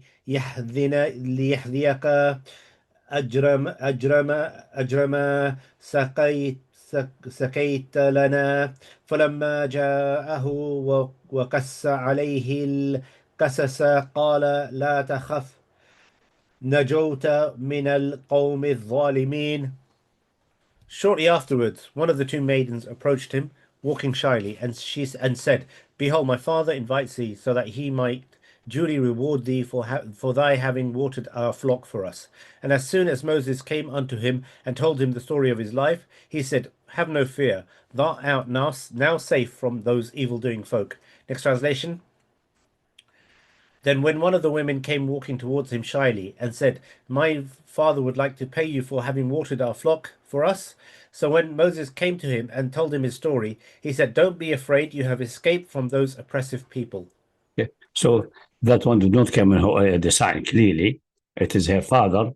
And we can this old man recognize that one of the girls is showing some kind of admiration more than the other one. One of them is admiring him more, and most likely he sent that one and go and tell him that and so on. And maybe that one more courageous. The other one is even more secluded. But both of them are shy. They are not used to fight against shepherds. They are not used to talk to men and be. So they are very conservative. So she came walking somehow shy and bashful, and said, "My father invites you so that he can express his thanks and reward you for what that you helped us," and so on. And Musa accepted, and then walked with her. Now people let their imagination run. Like, for example, find story like when she walked, she was in front of him, and because she has body forms, and said, "No, you walk behind me and you throw a stone this way." That's imagination of people running wild. People who are obsessed with sexuality, stuck up. They think in that situation, neither Musa will think this way, nor the girl thinks this way. Most like she was leading or walking next to him, and they're going. No need for all this nonsensical stories, imaginary things, which is not narrated by the Prophet ﷺ or anything like that. So when he arrived, the man welcomed him, said, "What sorry, why you seem to be foreign, you are not from our area, you're not familiar with going." He said, "Yes, I am free, and I was like that, I was living in the house of Pharaoh." She told him the whole story, and I'm running for my life. That's the situation. And the man told him, "You don't need to fear now. You are outside of the realm of the power. You are outside the realm of the Egyptian empire. You are outside. You are in Madian. Madian is an independent country, and I will grant you protection and asylum in all time. Any tribal chieftain, any family head can you, especially if he has a standing, he grant you asylum. You are now نجوت من القوم الظالمين. You have escaped the unjust people. That's it. You are under my protection now." But the wise man noticed various things. This is a strong man, capable of helping, capable of attending the flocks, capable of many other affairs. And also he noticed that one of his daughters, at least the one who sent her, I don't know which one, but one of them is admiring this guy, shows inclination. That will not be hidden from an intelligent father. And he took on this guy from his story and all the information and all evidences. Mostly he have evidences. He had jewelry, like the royals, they have jewelry and gold. All indication that he's telling the truth. The story is true. And after he has verified that or synchronized it with what he knows about Egypt and so on, he said, he took the opportunity, "I would like to marry you to one of my daughters," obviously the one who is interested, "as for a mahar of that you work for me 8 years. That's a substantial time for free, attending the flocks. Obviously, for food and so on will be part of, he will be like part of the family, and will have food and so on. But he has to work essentially salary free. Imagine the salary for 8 years as a shepherd. That's a substantial amount for that time. I prefer 10 years, but if you complete 10, that's from you, but that's 8 years. If you complete 10, I will be thankful, but 8. Musa took this opportunity. Okay, great, I accept that. He is getting a job, he is settled, he is safe, and he is capable of doing this job, and he's getting a wife to boot. Most likely he liked that girl also. Most likely she's good looking, attractive. We don't know all of these things, but and he negotiated with him hard that I will do 8 years. If I do the 8 years, fine. If I do more, then if I end at 8 years and leave, then you have no recourse against me. Otherwise, I may complete. Okay, agreement done. Musa is having a family and so on. And someone say, how come that the father is asking mahar for himself? Oh, this is the old law. Actually, the father, until even Islam abolished that completely, the mahar nowadays is just a symbolic gift. Before Islam, it was the price for the wife. You buy a wife, you sell a wife. In Africa, until now, you don't get a wife until you have, in certain tribes and so on, until you pay 50, 25, 30 cows. This is an enormous wealth. This is an enormous price. Sometimes you can get a slave girl cheaper than that. Not a wife from a respectable tribal family. So that's all an old law. That is all abolished. Did he ask girl? No, because at the time, girl has nothing to say. She's owned by a father, like a slave. No, that's all the old law. The old law of Madian and possibly also the law of the Israelite. Whatever they beat around the bush, that was the old law. There's no escape from that. So that was agreed upon. And Musa settled happily, fulfilling the agreement. And then, maybe then we stop here, check the time if we can stop here. But Musa agreed. So let's see what Musa responded to the offer. Sure. I don't mind stopping any time because it's coming up to 4. Let's finish that bit and then what do they say? Okay. Saya? Okay. Sorry, so 1 second. قالت, I'm not sure if I've done this. قالت إحداهما يا أبت استأجره. Okay. Or before that's the reason he offered that. She expressed interest in this man. She said, employ him as to help us. We need someone who is a shepherd for us. Especially he is obviously trustworthy and strong. Al-Qawi Al-Amin. The best employee will be the one who's strong, can do the job of this body strength, and Al-Amin. And then there are stories of the father said, how come that you know he's Al-Amin? Oh, strong is clear from the watering and so on, and pushing the shepherds. But how do you know he's trustworthy? And she mentioned certain things about walking and throwing the stone. Allah Alam if that's true. But maybe she noticed that he's not looking to aura, he's looking away, he's respectful and so on. That's a sign of trust. So explain that to him, and then let's encourage him to offer it. Yeah. So read the ayah. I jumped that ayah actually in the story. Yeah. قالت إحداهما يا أبت استأجره إن خير من استأجرت القوي الأمين. Said one of the two daughters, O my father, hire him, for behold, the best man that thou couldst hire is one who is strong and worthy of trust as he. Next translation. One of the women said, Father, hire him. A strong and trustworthy man is the best that you can hire. You can employ, yeah. Next ayah. It's a longer one. 1 second. Now he makes the offer to Musa, yeah. قال إني أريد أن أنكحك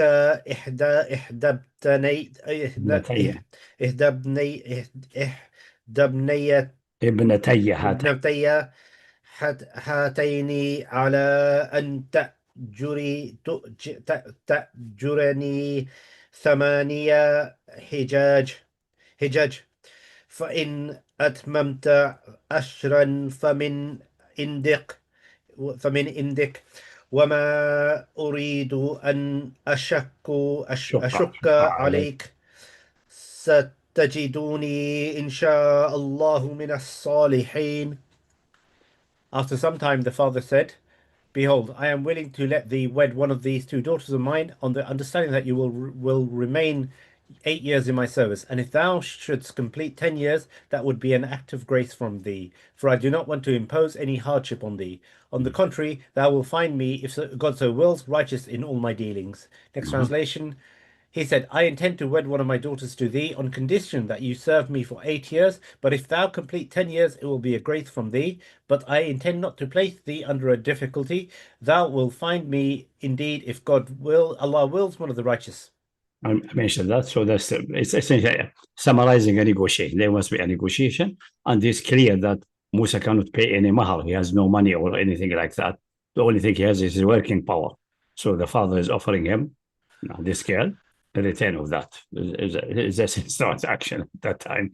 If you want to be mischievous, you could say, the father said, great. Now we are at least getting our investment out of that girl. We're getting something out for that. We're not getting sheep and cow because this guy is a runaway, but we're getting a good, reliable worker for so many years. You can do a calculation. You might say how much this is worth in current money. It's definitely enormous. So under Musa, accepted. Excellent idea, no problem.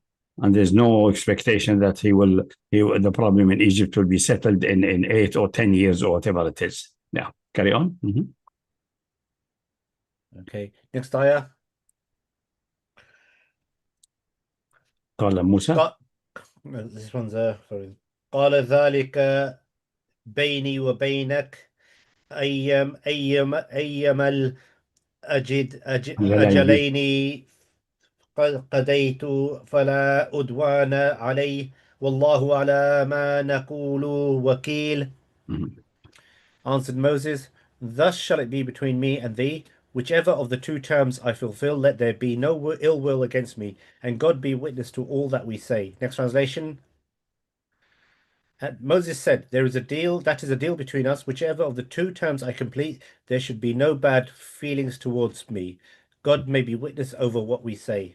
Okay, so that's Musa accepted, make conditions, clarify things.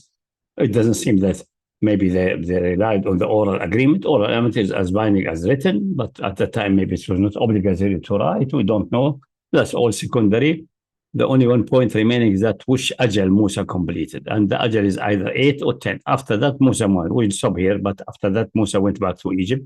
Next time we'll complete the story. But here, that question was interesting. Interesting that which ajal Musa complete, because whatever ajal, whatever deadline I complete, it's there will be no recourse or no blame on me. Either I do 8 years or 10 years.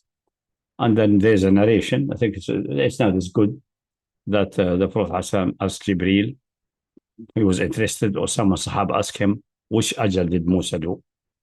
And the Prophet supposedly in the narration asked Jibreel, what is the ajal which Musa fulfilled? Was it the 8 or the 10? Because the Quran does not mention. They say after that, فَلَمَّا قَضَى مُوسَى الْأَجَلَ. When Musa completed the ajal, he left towards Egypt. We'll discuss that next time, what is all about, but here.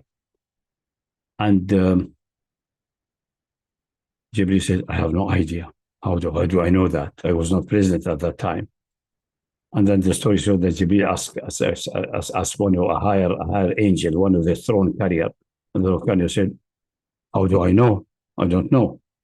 But let me get an opportunity, ask the exalted the majesty of Allah subhanahu wa ta'ala.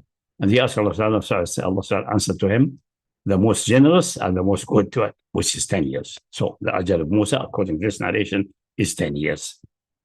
8 or 10, according to hadith. There's no reason to reject hadith. Looks good, sounds good, matan is nice.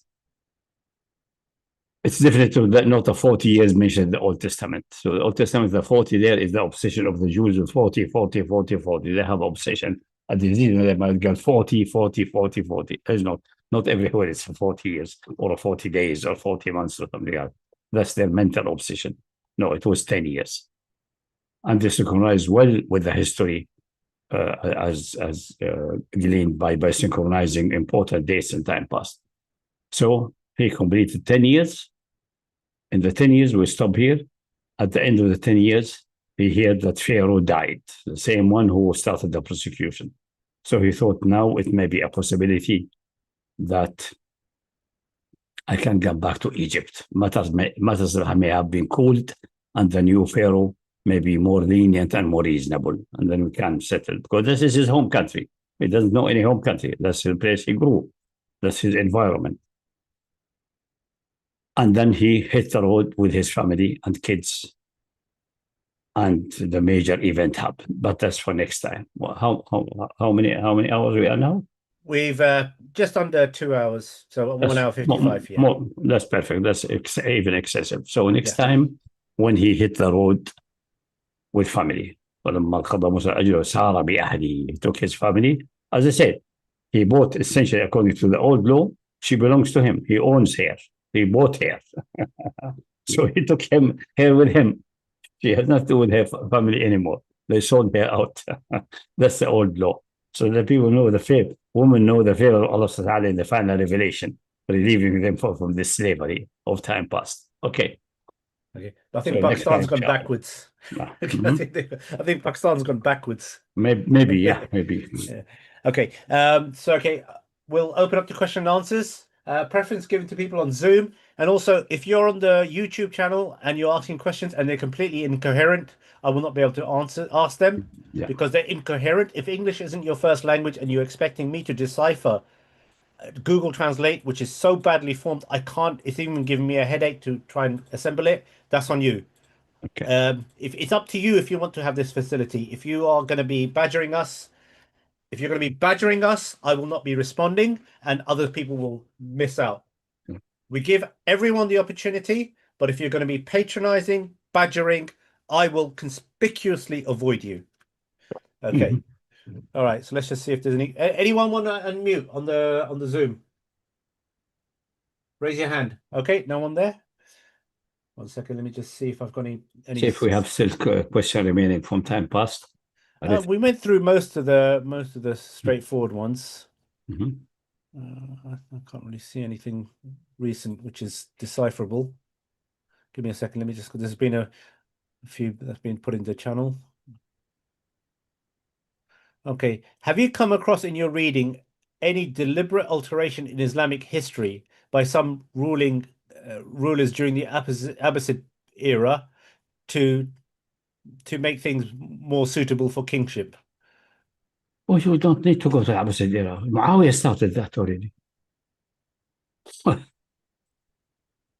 Plenty of Muawiyah. The biggest and most important fabrication started with Muawiyah. You don't need to go to the Abbasi. The Umayyad did that, the most thing. Abbasi did few things, but the main thing is done by the Umayyad. And most of it adopted by Abbasi. Most of it, not all of it. And they may added 1 or 2 things here and there.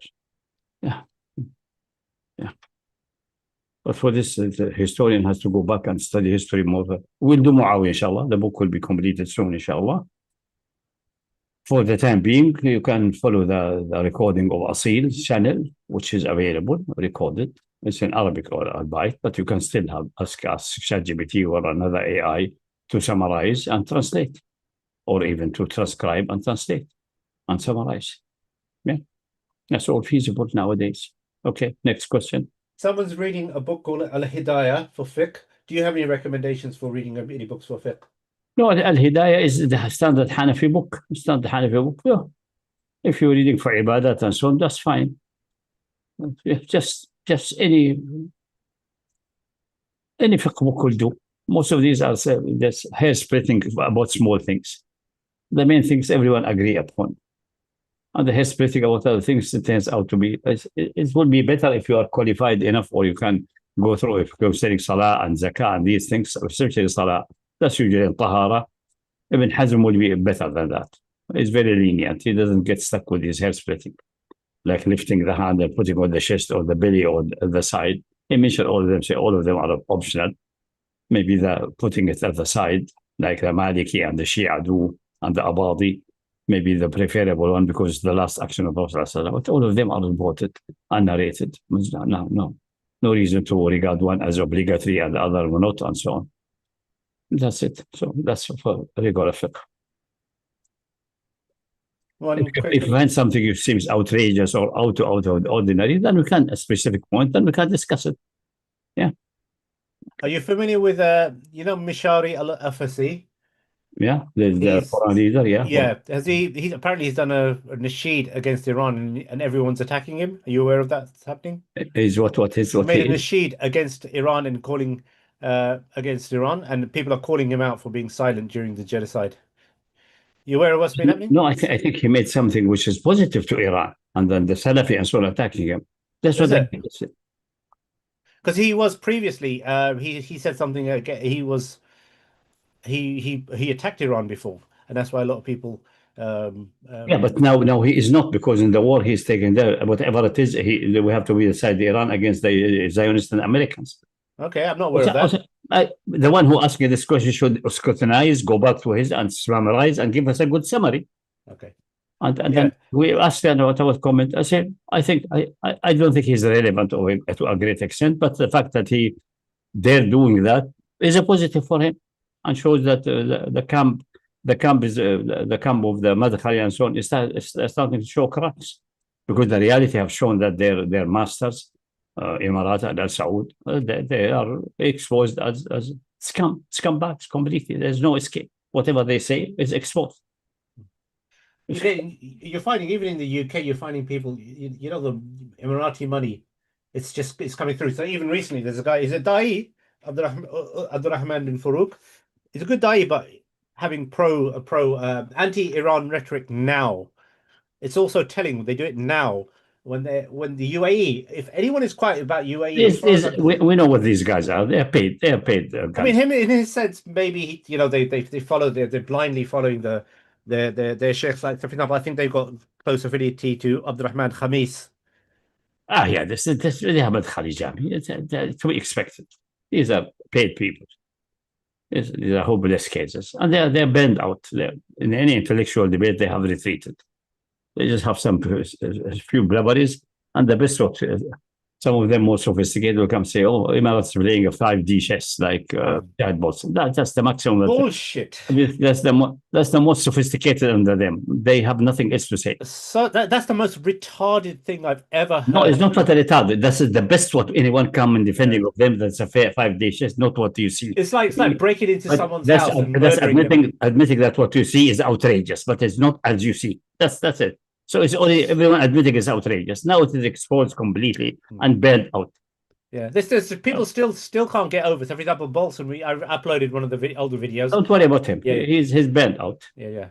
I mean, his Emirati essentially is essentially destroyed for all practical purposes. It's gone. It's gone. Expatriates are out. Expat, and there's no way they will come back. Anytime soon. Maybe never. Even the entity may disintegrate and will be gone.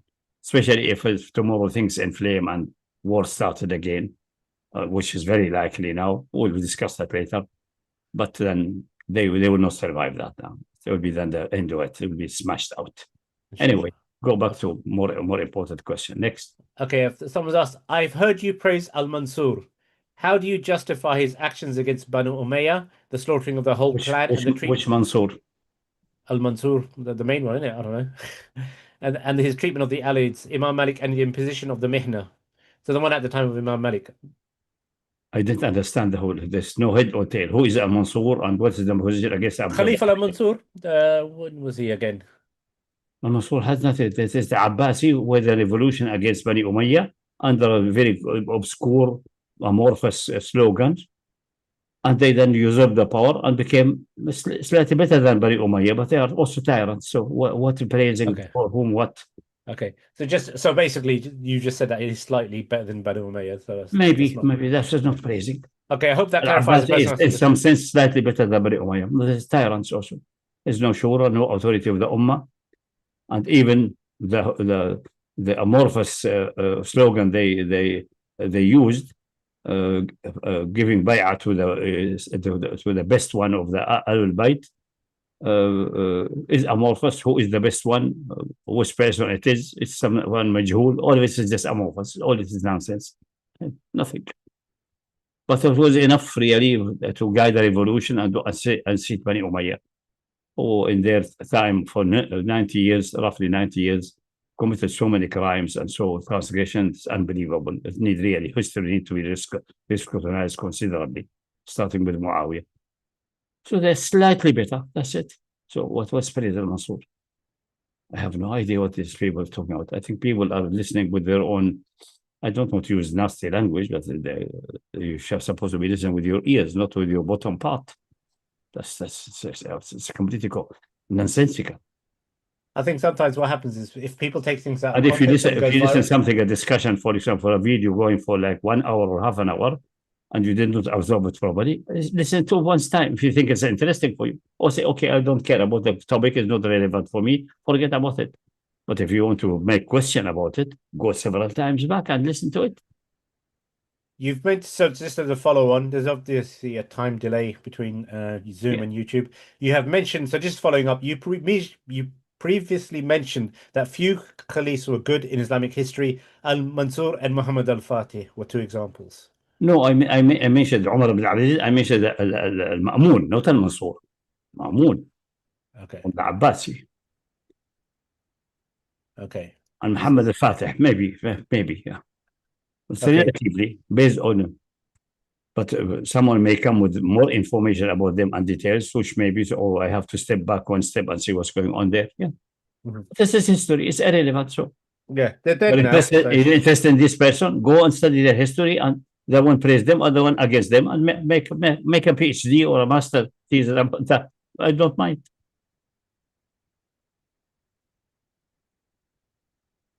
Yeah. Okay, someone's asking a question. Abdullah Ibn Sarh, Sarh. Some sources claim he was a scribe of the Prophet ﷺ and link him to reports about altering or suggesting words in Revelation, sometimes connected. Yeah, that's what usually narrated, and he became murtad and went to Mecca. Yeah. From your knowledge, are these reports authentic, and is his existence and story historically reliable? Maybe. What does have the relevance for anything? Well, in terms of distorting Revelation, obviously it wouldn't happen, but the revelation is in our hand and distorted. So if he thought he can distort the revelation, he failed. He did not distort anything. Yeah. Someone can say whatever he wants, but the reality is that what we have in our hand, we know what's it. And we have the old scripts, and we have the well-established text of the Qur'an, and that's what counts. We have it physically in our hand. And narration said that he wanted to distort and write something, but all other writers wrote something else. And he was checked out and he ran away to Mecca. So what does this mean? Doesn't mean anything. Means someone has a problem in his mind or some sickness in his heart and reacted upon. That's it. The same with if someone say, oh, Isa must be a questionable person because someone betrayed him from his disciples. Doesn't make any sense. One disciple became doubtful for whatever reason, because he's maybe a revolutionary, he wanted to wage war, and the message of Isa was not yet to wage war, because he's announcing the kingdom to be established by the Paracletus later. And this guy wants someone who will pull the sword and start revolution.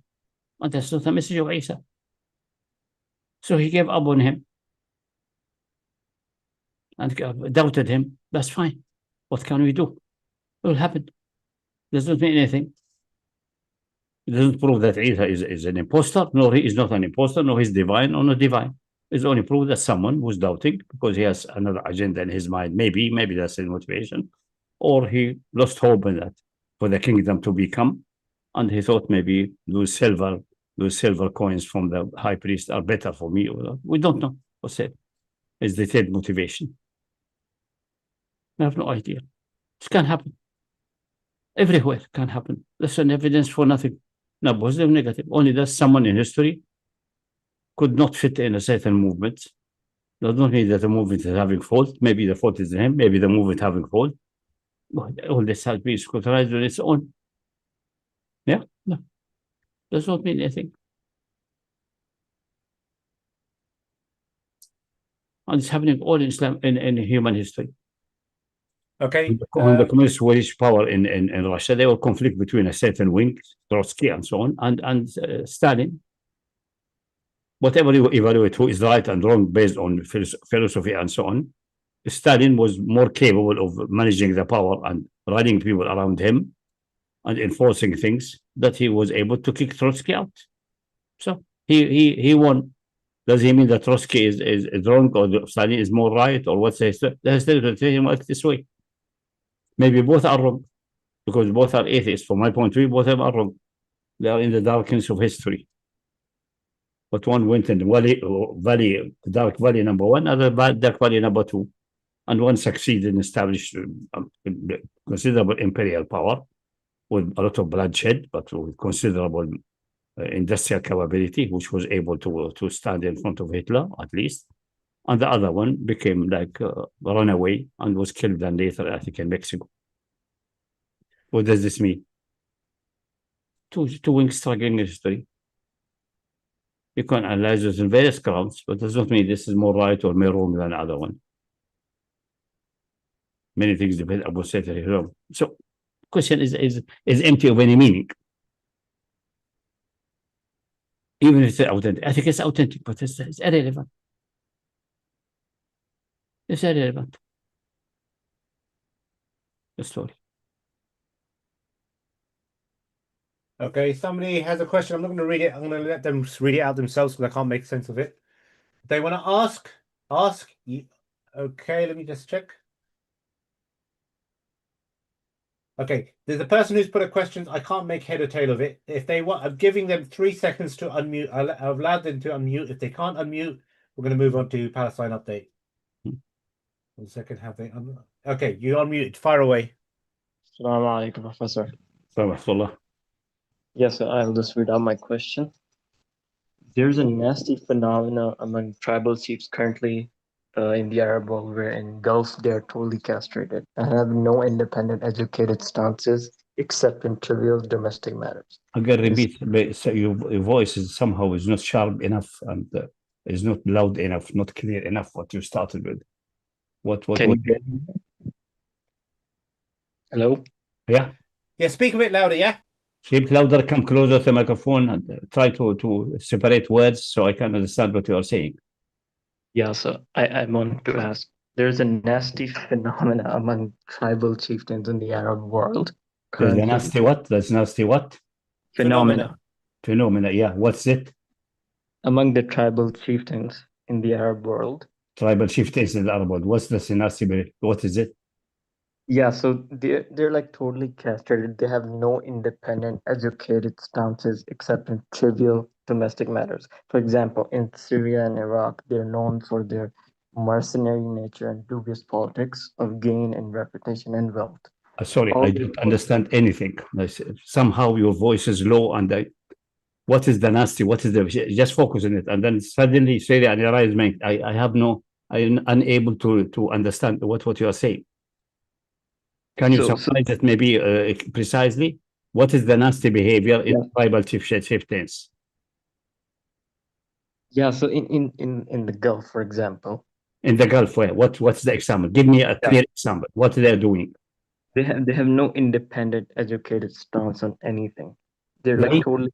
They have no educated, independent stances on any matter, political, social, economic. What I'm supposed to do about that? What's the question? This is a bad situation affair. We have to educate them. So what's the question? Yeah, so let me. Or your question is that this type of people, you should put gasoline in them and burn them? No, that's not the way to deal with the matter. So what's the question? My question is, there are people like that, so that you may report if so and so and so on. It seems to be like that and that. So what is the question? I don't know what's the question. Yeah, so my question is, why do you think this dirty dual politics? They have this phenomenon. Why do you think that's coming from history accumulated? Maybe they put it in the British, maybe that the tribes are so ignorant and never been educated and shows these leaders. That has to be studied, each one of it, and how to change the situation. That's definitely not a state of affair which is correct. Yeah, so I'll tell you an example. In Syria and Iraq, they would literally stand with America, then they would stand with the boogeyman ISIS, and then they would stand with AQ, then go against them, then stand with the Shiite militias. Then now today they're actually with them. So they are ignorant, they are wavering, they don't have no clear direction. They have this mercenary mentality where it's only about you claim this. They claim this is the reality. The question how to change this reality, how it developed, is worthy of study. If someone knows how it developed, that is, will be studying history and social psychology and these things. But this situation, this state of affair, is not good. Meaning these people meaning these people need to be educated. So what else? What else will be the question? This is a sad and bad state of affairs. Yeah. It's all about protecting their own homes and own clans. Don't worry about homes and no homes. This is a bad state of affair. We have to study what are the details here, what need to be educated. And our broadcast and our books is to in that direction. Maybe they directly will not be able to read, but some of the tribes, some people will awaken and start educating each other and educating the leadership or dispute with the leadership. It's a dynamic process. There's also carrying dawah. Yeah. Also, do you think they should be accounted for changing camps constantly and Definitely, but that is how to do it. How to do it in the reality. They want that's not a proper state of affair.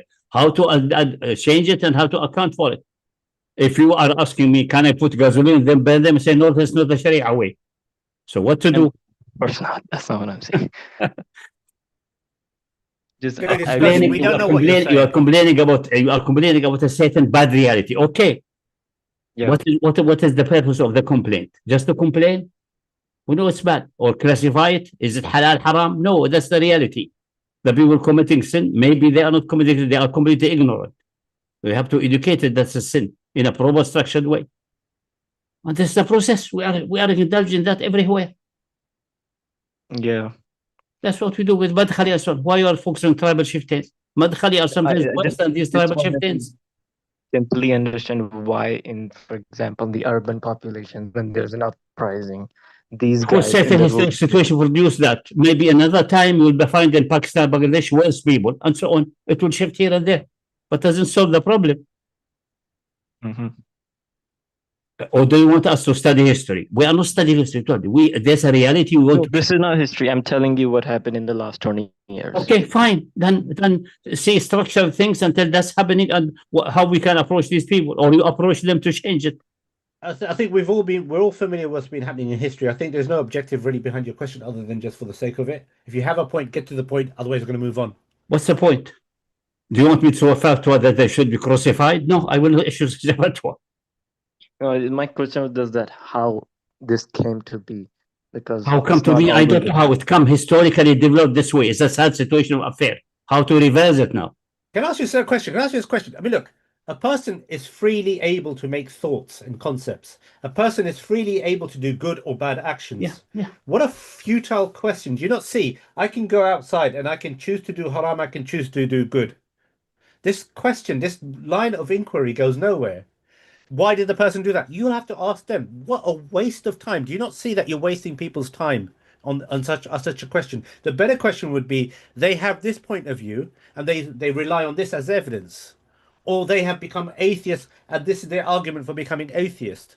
That achieves That's we something. can respond to it. The other things that your question is only valid if you see this phenomena. I don't understand how it comes. I say, okay, record to study that really thoroughly. You have really, they will put so much effort and study history, see what the newspaper wrote 50 years ago, 100 years ago, because this did not develop overnight. It is a disease going maybe for decades, maybe centuries. And this may be worth really writing a PhD. So go ahead and do a PhD describing how we got to this miserable reality according to principles of history and analysis and social psychology. Fine. It will be a good research. But to achieve a PhD. And other people will say, oh, that's what is the situation. From that, we can see, oh, we can improve the situation and change it to the better by doing this and this and this. That's another type of action. Our action is this type. There's a miserable situation. We may speculate how it came to that. Yeah, my Then how we change it Okay, so that, I'm gonna put we you get now, out yeah? of the bad That's enough. situation. That's what Sam's question is. It's Okay. stating facts, whether maybe facts or not. But I don't say, okay, it's factual. So what to do about it? Sheikh, I've muted this now. I've had enough of this kind of line of inquiry. I get spammed in the chat, literally gibberish, undecipherable. And then he comes along and so anyway, listen, it's affecting other people's ability to get questions through. So I am going to become more of a taskmaster, and it's thanks to you. I've had enough. Yeah. Anyways, let's go to Palestine update. I mean, because look, it's like I was asked a question about castration. It's this question started about castration, then it goes about something else, and it's all over the place. If a person cannot look, it's a public thing. People can read the comments and see for themselves how incoherent it is. You're affecting other people's ability to access valid information with this kind of ridiculous inquiry. I'm gonna be stamping down on this. I've had enough of this stuff. Yeah, we've got serious objectives to do. Let's move on to the Palestine update, inshallah. Yeah. Yeah. Okay. Okay. One valid question from brother. Assalamu alaikum, Sheikh. Assalamu alaikum, Sheikh. Sorry, I dropped off due to some technical issue. Sheikh, quick question related to that one ayah that Akhi Rashid recited in Tafseer today. وأوحينا إلى أم موسى أعوذ بالله من الشيطان الرجيم. From your view, some people do claim, even though it's a minority view, that some women were messengers.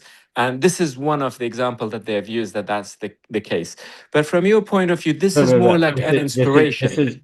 This is not even for messenger, because she was not sent with a message to do anything. She was instructed action for herself. That's prophethood, not messengerhood. That's the reason Ibn Hazm said it's perfectly fine, according to his point of view, that women can be prophets. And he mentioned that specific example that the mother of Musa was a prophetess. Messengerhood must be telling the people, I'm sent to you to do this and this, giving commands what Allah wants you to do.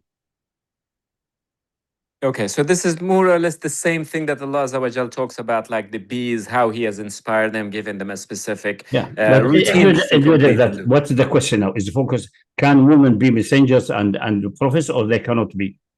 Yeah, that was essentially whether that ayah. That's the question. No, the usual evidence which Ibn Hazm quotes, he said, because he quotes the ayah, مَا أَرْسَلْنَا مِن قَبْلِكَ إِلَّا رِجَالًا نُوحِي إِلَيْهِمْ. So it must be rijal, men. But there's no, in Arabic, rijal does not mean necessarily men. It is over the majority of cases, rijal means men. But when it comes to issue of gender specifically, you must specify, like the famous hadith, whatever the fara'id leave, it will be allocated to the nearest man, male man, rajulin dhakar. So meaning the rajul essentially does not mean necessarily as a dhakar. And beside the ayah, if you look the ayah, the context before and after, it is the discussion, is it angel or human? So rajul could be a man. So from this, you cannot exclude that women could be even messengers.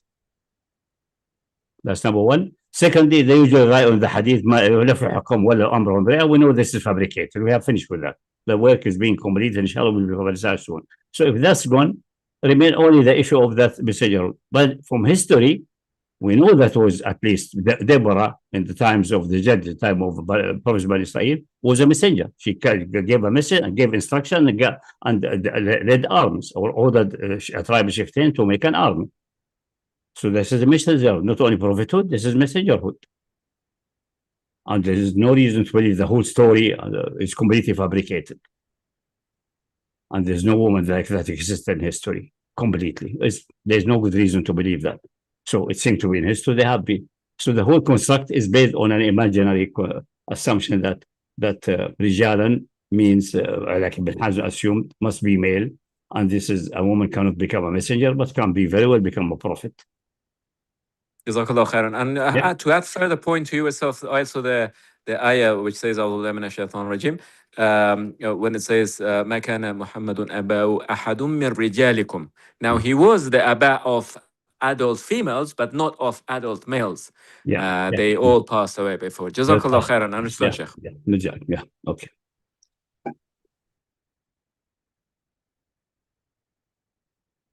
Good. So that's so the word rajul in Arabic, like man in English, but man is really almost neutral. Man should not do that, apply for male and female.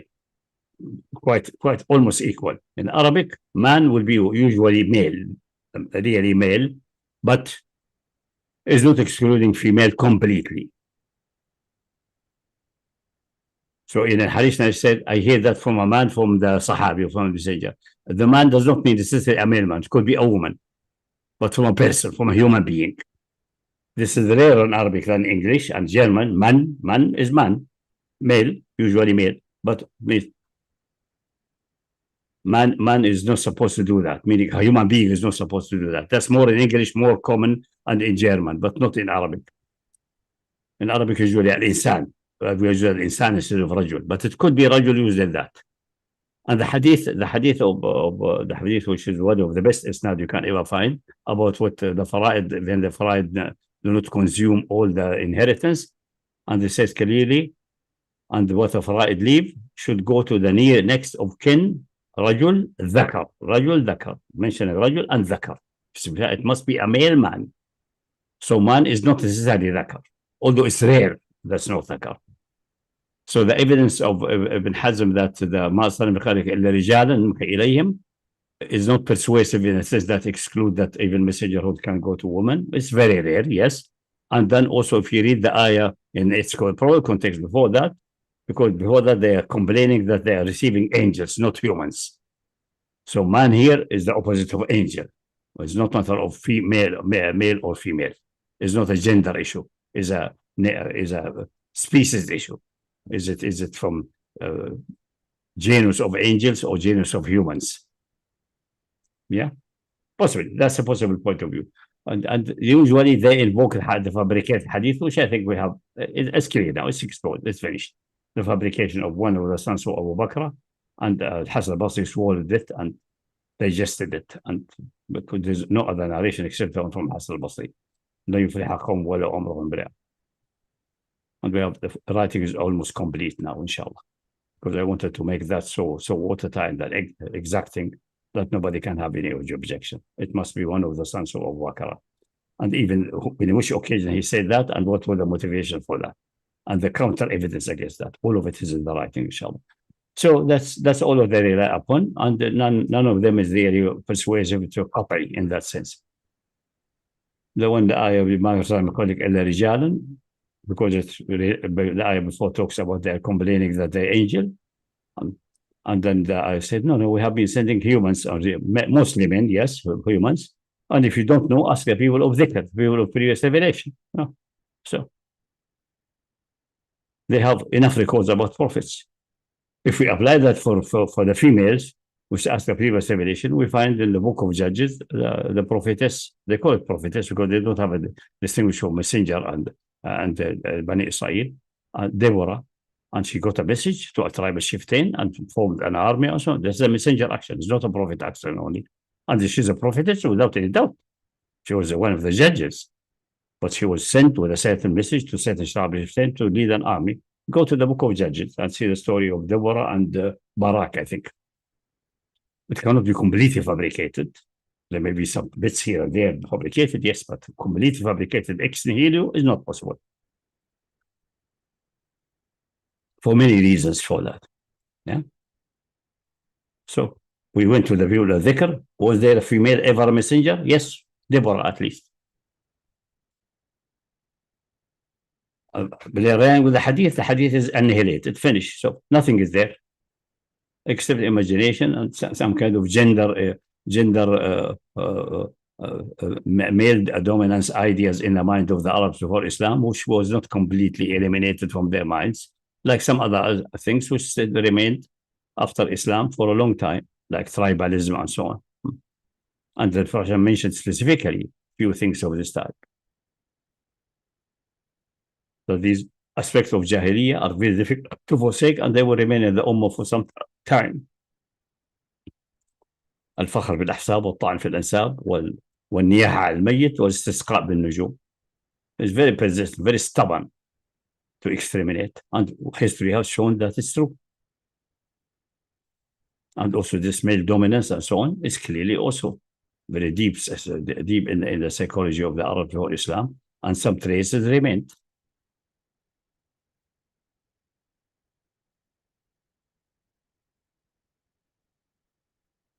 Okay, so I think we stop the stream now. Okay, anyone else got any questions? You can save them until next week, and you can go on the mic. Okay, I'm stopping the stream.